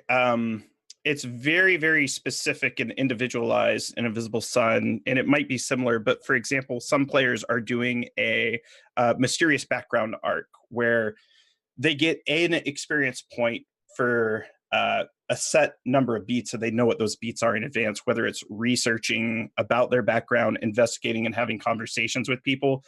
But they kind of have to do those things. And it's also player driven as opposed to game master driven. So they set the scene, but they don't have the narrative authority that a game master has. They just have the control. Very similar, but yeah. And I actually like games like that. I'll tell you what. Yeah. So we're not holding everybody else up. Yeah. If you want to chat after this, I have made a couple of extra hours free for this game. Yeah, we'll hit it up. Yeah, we won't have everyone else up. I don't know if you guys have another game right after this, but I'm happy to stay and chat for a little bit with anybody who wants to. Yeah, they do. Yeah, I'll hit you up afterwards. But yeah, I think it'd be good design talk because it's definitely my jam, looking at story-oriented mechanics to reward players based off of the kind of activities they want to partake in a game. So I'm running 4 campaigns on 4 different channels. On Sundays, I'm on Monty Cook's channel playing in the Owl of Lycia campaign. And Fridays, I'm on the Greyhawk channel running the Queen of Spiders D&D campaign. And you can find me on Twitter at WisePapaGrant. I definitely was not just talking about you, Lindy, or Grant, or the wonderful time that we spent in the hotel room. That sounded a lot looter coming out loud. It really wasn't meant to be. My old man heart. And hey guys, I am Throck. I'm at Throck Plays. I just kind of cut into the stream here. I've been producing for the last 12 hours. We've got 24 more hours of games to go. And first, I just wanted to thank all these amazing human beings for coming and helping us support this charity. Trans Lifeline does incredible work. For those of you who are recent into the stream, Trans Lifeline provides microgrants to folks going through transition for things like changing their birth certificates or updating their medical records and all the other miscellany that cost money when going through the process. And it also provides a crisis line for those folks who need it the most, as it can be incredibly difficult to go through transition. So we're really excited that we've already been able to raise $1,300 for them in our first 12 hours. And one of the great things about Trans Lifeline is we can point at the money and see where it's going. We know it's going to microgrants. We know it's going to the crisis line. So thank you all so much for joining us today. We're going to have our next giveaway right now, too. Before I let you all go, I just wanted to say thank you. I love you for playing. I love you for helping support this. I love you for spreading the word. You guys are awesome. So let's open up the giveaway. And this is going to be for a $25 gift certificate to Devin Rue and a gilded character journal from Rook and Raven. Okay. I love donating. I love playing on this, but you better let me in the entries. Anybody who plays can be in the entries, of course. And your exclamation point for this is better late. Because Rudy. All right, and with that, we're gonna close. I really wanted to see more of that artificer. Sorry, I'm tilted. With that, we're gonna close. Does anybody have any parting thoughts before I put on the "Be Right Back" music? I love you. I love you. Thanks all right. Supporting amazing people trying to do amazing things. Yay! We're happy to do it. So we're gonna get out before I start blushing. Oh, go ahead. Yeah, the last thing I want to say is that, like, I'm really, like, thank you guys so much for doing things like this. I would be happy to help as much as I can.